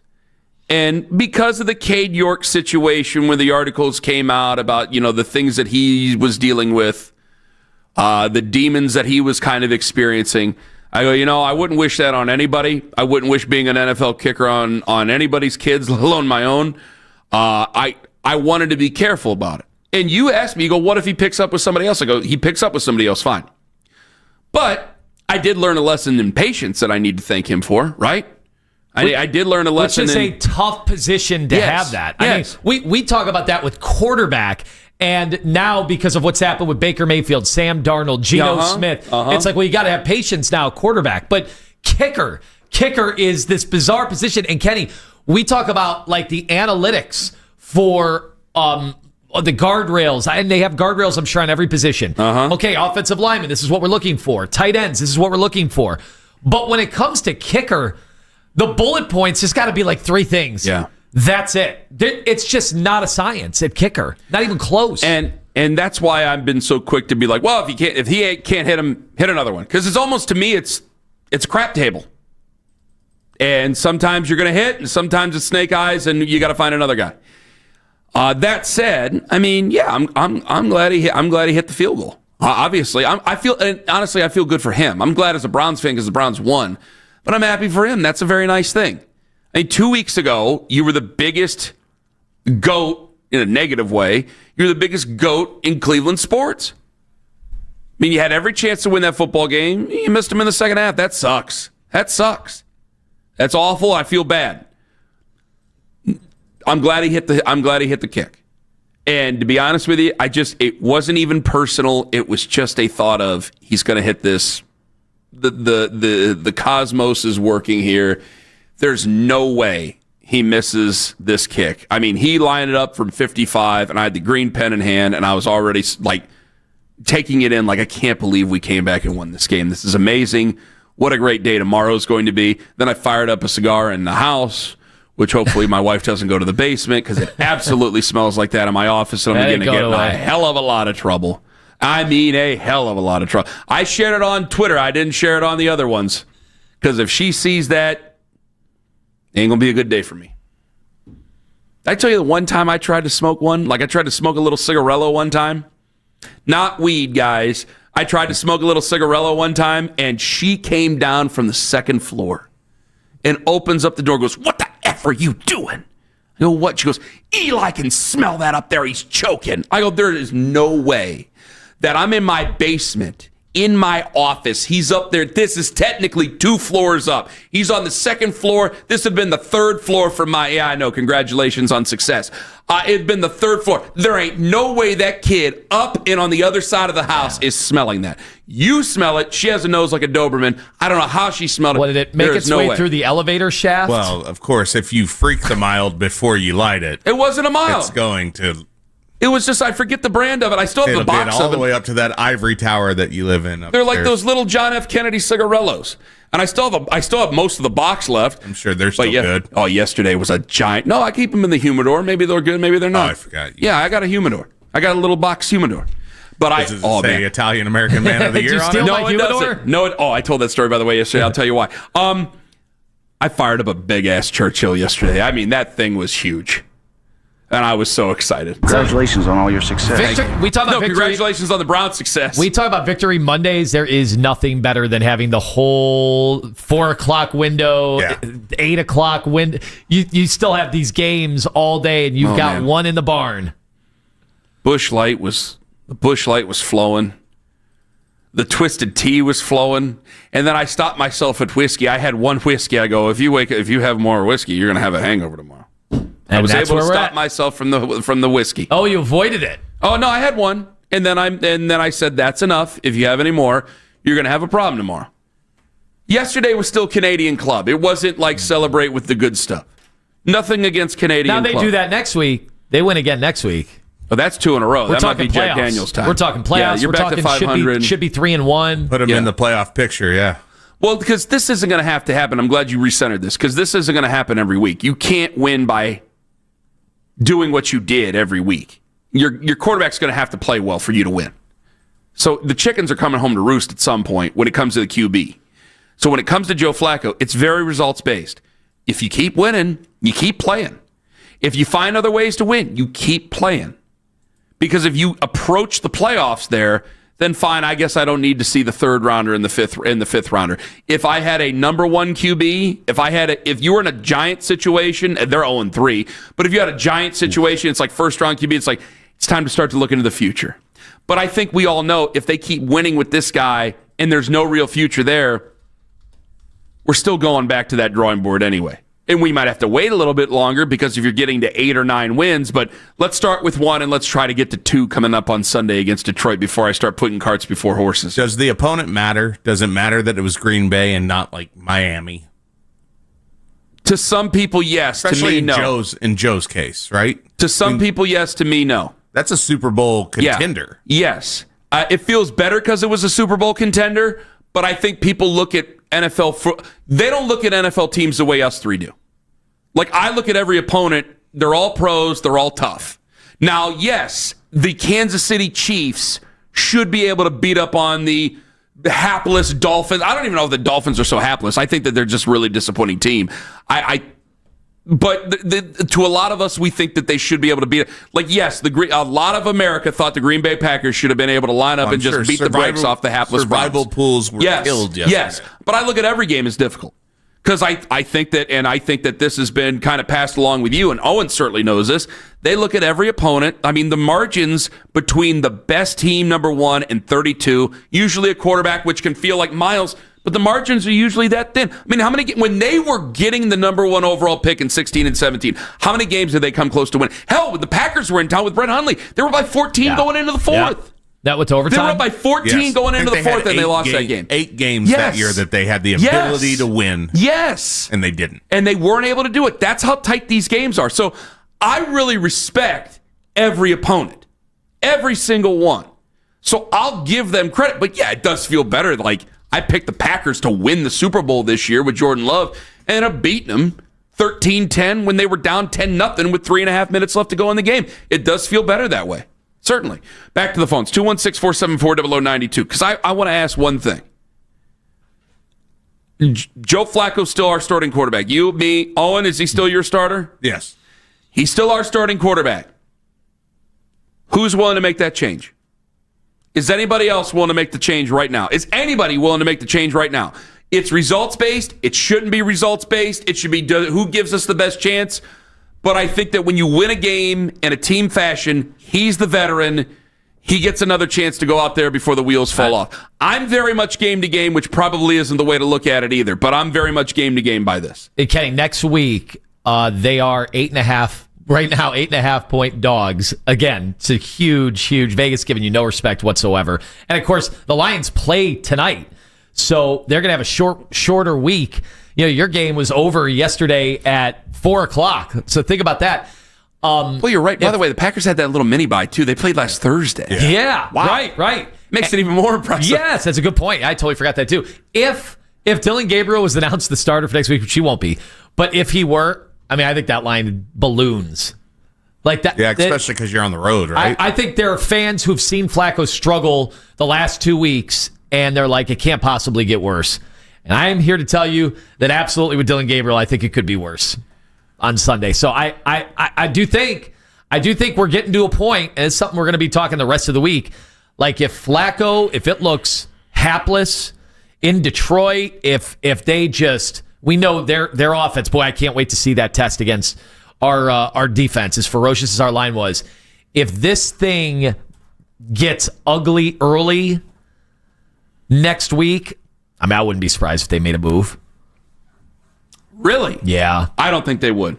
I think they'd let that... Yeah, unless it was like Dan Marino against the Jaguars, 5 interceptions bad, I don't think that they would make the move. I think they'd let the game finish with Joe.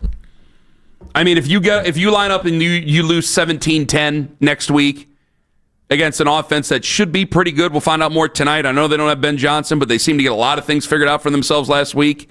If that offense is as good as it's supposed to be, and you line up and if you get beat again and you hold them to a small amount of points, yeah, I could see them getting ready for London, maybe making a change, even though it's in London, for crying out loud. Don't you think if they were contemplating a move to Gabriel anytime soon, they would have a Gabriel package? They would bring him in and get him. You know what somebody said? Little dinkers. Jackson Dart played a few plays. Somebody last said night to use him. Yeah. Somebody said to use him down near the goal line. Of course, they ran the same thing every time they had Jackson Dart out there. So I don't know how much of the offense he really has a grip on. That's what the Ravens did with Lamar when they were getting ready to make that transition. A lot of teams have done it that way that have drafted a guy. Normally, that guy's a first round or second round pick. But all right, 216-474-0092. No, you're right about that. But this is a third round QB. Like, I don't know how much of the third rounder. Right. I know that a lot of people were excited about Colt McCoy. I don't know how much of the third rounder you really need to see. And the same thing is learned. The same thing is for the fifth rounder. And I'm not going to say the name because I don't want the SEO algorithm going after me. 216-474-0092. All right. I want to get to all you guys in the final segment. I want to get to you guys on this. And I got some weirdos in the mentions yesterday. Like, guys, you got to give it a rest. If you're going to enjoy the guy, just enjoy the guy. Leave me alone. Ken Carman, Anthony Lama, take us with you to work on the free Odyssey app. Window Nation.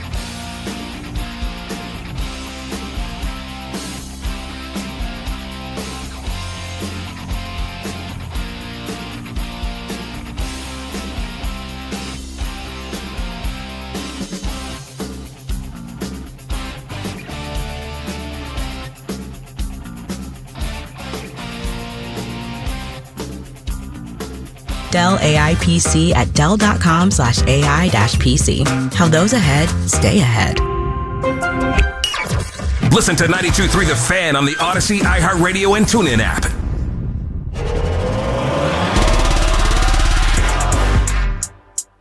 All right, Daryl, Browns won yesterday. Excited? A little, yeah. I'm used to watching the Browns lose games that way. I'm not used to watching them win games like that. There's Daryl. There's the dangerous one. Daryl. Browns winners yesterday, 13-10. Can I share a real quick story with you? Why? Or can I a real quick observation? So I was excited, posted a video. Why did I get so many Baker Mayfield people tweeting at me? You had a video? Yeah. It was just me smoking a cigar. It's just me smoking a cigar. Oh. And I don't even think people can understand what I was saying. It's like that guy in a boat, you can call me anything you want. Like, that's basically how it went. Yeah. And I just got a bunch of Baker Mayfield people in. I go, guys, I'm happy the Browns won. I don't understand why. I'm not mad that Baker Mayfield won either. I don't understand why you guys are coming after me. It just made it very easy to start muting weirdos. That's all that was. Did you get a lot of people doing that to you yesterday? No, I didn't. You know what? I just wasn't checking. Honestly, when I was at the game, I'm not on social media, to that level. Normally, I'll just come in with a troll tweet or something like that. So I missed out on all that. But they're 3-0. They blew the lead, and then they blew the lead right after. They had a nice essentially lead. 3 minutes after the Browns game ended, and you got to see an Eagles block kick and cover the spread with the win. And then they got a kick block that was returned by the Jets, but they had a minute 40 left or whatever. Yeah. Oh, yeah. No, because and then Baker drove them down.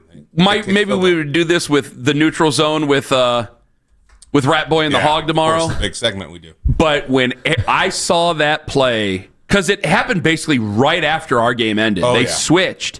And I saw that play, and Aaron Glenn goes running down the sidelines, and I'm like, he's acting like they just won. I go, the Bucs are winning this game.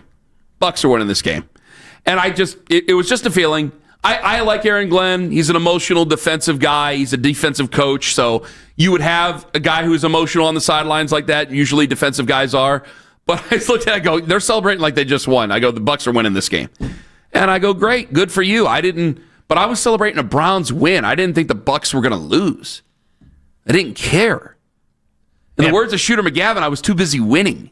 I might not win that many times this year, so I'm going to celebrate the hell out of it. We're going to focus on our side of things. Exactly.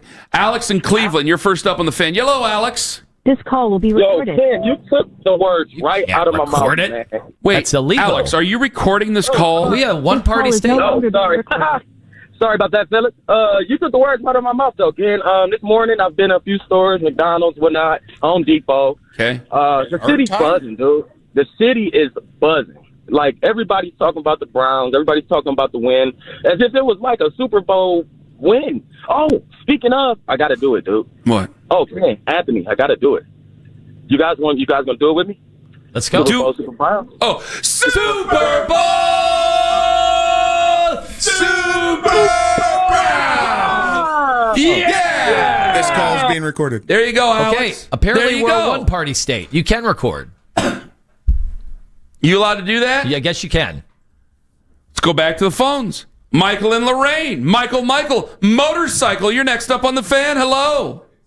Hey, how you guys doing? We're doing wonderful, Michael. It's good to speak to you. Go right on ahead. All right, so I called 2 weeks back about the kicker. I see nobody's talking about him, and I said we should give him another chance. I'm glad you were one of the people who said it. I was wrong. I was wrong. He went and he hit the field goal. I hope he becomes our Adam Vinatieri. I got nothing against the guy for hitting a big field goal. I'm glad for him. God bless him. Well, that's good. Secondly, look, I love Flacco, but I don't think he's the answer. I think we need to start looking at one of the rookies and see what we got. Eventually we will, Michael. I just don't think, like, they just won. It was a big team win. They were talking about team. I don't think you're going to shake that boat right now. You're not going to rock it. If they would have lost yesterday. Yeah, if we would have lost, so we'd be talking about changing. We'd be talking about changing. Yeah, it's results-based. Absolutely. Is this a tag team call? What's going on? What did he really do to win the game? I mean, is somebody feeding you lines, Michael? Who said that in the background? Joke, man. Who's feeding you lines? No, we're a group here. We're all talking about because we were talking about it right before I got on. He didn't want it to be a handicap match, 3-on-1. Bunch of guys chopping it up, talking sports. Is that the way it goes? Are more calls like that than I thought? Michael, thank you and your friend very much for the call. That earthquake and typhoon. Is that like what it is? It's a legal tag. Do you guys sit around work and just like pick somebody to call us up in the 9 o'clock hour? That'd be fun too. I just want to know. That'd be a lot of fun. We have a very special guest in the room today. I'm not going to say what I said to you the first time we ever met. Well, because it's going to make you feel bad. So we have a new morning show host over at 98.5 WNCX, and it's our good friend Spats. Yeah, Matt Spats. How are you guys? Good to meet you, It was Anthony. good to meet you too. Yeah, I've heard you. I've heard about you for years, and finally, I listened to a host that he didn't listen to, and I feel like I'm more special than I ever have before. Because Lima didn't grow up listening to music. He grew up listening to like sports talk radio. And that's it, huh? And the radio, and that's about it. No wonder he's such a nerd then, the right? formative years. It was all sports talk. He famously does not know music. Like Owen and I look at him, and I remember Kenny would look at him like, what are you doing? Like, How is that possible? Because I thought sports and music went hand in hand. You type of guy? You know, what happens, in a clubhouse a lot of times, in a sport, they're talking about music or whatever. What happens when you're backstage at a rock concert? The band, about sports. they're talking about sports. Yes. How did you miss all of that, Lima? It was in the Muni lot. I will say, Muni lot was always classic rock. Yeah. It was almost all classic rock back in the day. Yes. Got to get the Boku going. Famously at our tailgates, we used to play Boku. You going to play Boku over at your new show? Is my boss listening? No, I didn't see it. It's taking requests already. I didn't see it. That's right. Yeah, when you take all Boku all morning. That's right. That's what we're going to call the show. That's fantastic. Now, wait a second. You're wearing a Guardians jersey, but it's a Victory Monday.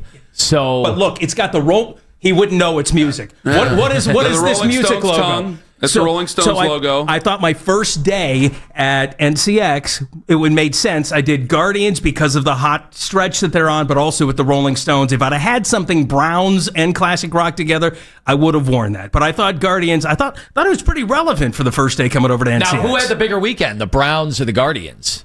216. Oh man, that's a hack topic. We had it all teed up. That would have been a great hack topic. So you don't have to worry about that.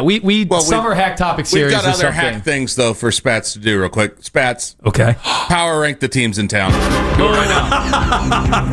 Power ranking. Power rankings. Let's go. Right now, I got to go Guardians, Cavaliers, Browns. That takes some guts fair. to do that on a Victory Monday. Yeah. That takes some guts. I'm sorry. I mean, was I supposed to say Browns No, he automatically? tells it like it is. We have a radio guy here. You're supposed to say Browns every chance you get on this show. No, you're supposed to say Shador Sanders any chance he gets, true, according to yes. our bosses. Turns out we have a radio guy who tells it like it is, and he pulls no punches. Can't have. Well, you know what? I'm gonna get into because we carry the Browns on 98.5 too. So I mean, trust me, I'll be plenty of Browns love down the hall as well. Well, I got to tell you, it's awesome to be a coworker with you now. It really is. I'm so excited. And I wish you every bit of success. What's Not the more first than song? us, What's but the first still song you're gonna every play? bit of success. Do you know? Yeah, do you know what song you're going to play the first song? I don't know. I'll think about that. I've got 2 weeks to think about it. I don't start till Monday the 6th of October. Slats has 2 more weeks down. That soon? Yeah. It's here. It's That's happening. when he's leaving? Oh, I didn't know you didn't know that. You know what? The So I corporate didn't get the job then, right? corporate press release doesn't come out for 6 more minutes. That's why you don't know yet. Is he on the air right now? I'm just going to ask him this question then. So if you come in from the west side, are you going to get off on the off ramp at about 15 miles an hour and hold this guy up behind you? Oh, we're going to have a problem. 10. 10. I am that guy. If you're riding my tail, I slow down. Oh, that's wonderful. We're gonna have some We're fun. going to have Spats in this studio. Great time. Wait till I snowbomb him. Well, Yes. it's good to see you, Spats. It's good that Lima got to meet you and Owen got to meet you. We wish you very, very well. Thank you. Yes, sir. So the great Spats joining us. We are back tomorrow, 6 to 10. We have John Greco who joins us tomorrow. Do we get one of the Dairy Brothers tomorrow, Mitch? We can't talk because I had to move his mic, but yes, we're going to have One of the Matt. vaunted Dairy Brothers. Who likes the Doobie Brothers? Because we got one of them. Who He also likes the does Dairy Locked Brothers? on Lions, so we'll probably talk to him. Okay. Oh, that's right. Okay, we'll get Matt tomorrow. That's fantastic. Big Detroit week. Yes. Huge Detroit week. My goodness. All right. We're back tomorrow, 6 to 10. Big thanks to the dangerous one, Daryl. Daryl says they've already made the postseason. He's already in. For Big Country, or for Owen. For Mitch. For the Slippery Wizard, Anthony Lima. For Jeff, I'm Ken Carmen. Have a wonderful day, my friends. Go Browns. Oh, you know what? Super Bowl! Super Browns! Yeah! Life as a risk or a chance. This is the end of my silly little rap. Thank you for paying attention and making sure that you're not booing, but you clap. All right, Daryl, Browns won yesterday. You excited?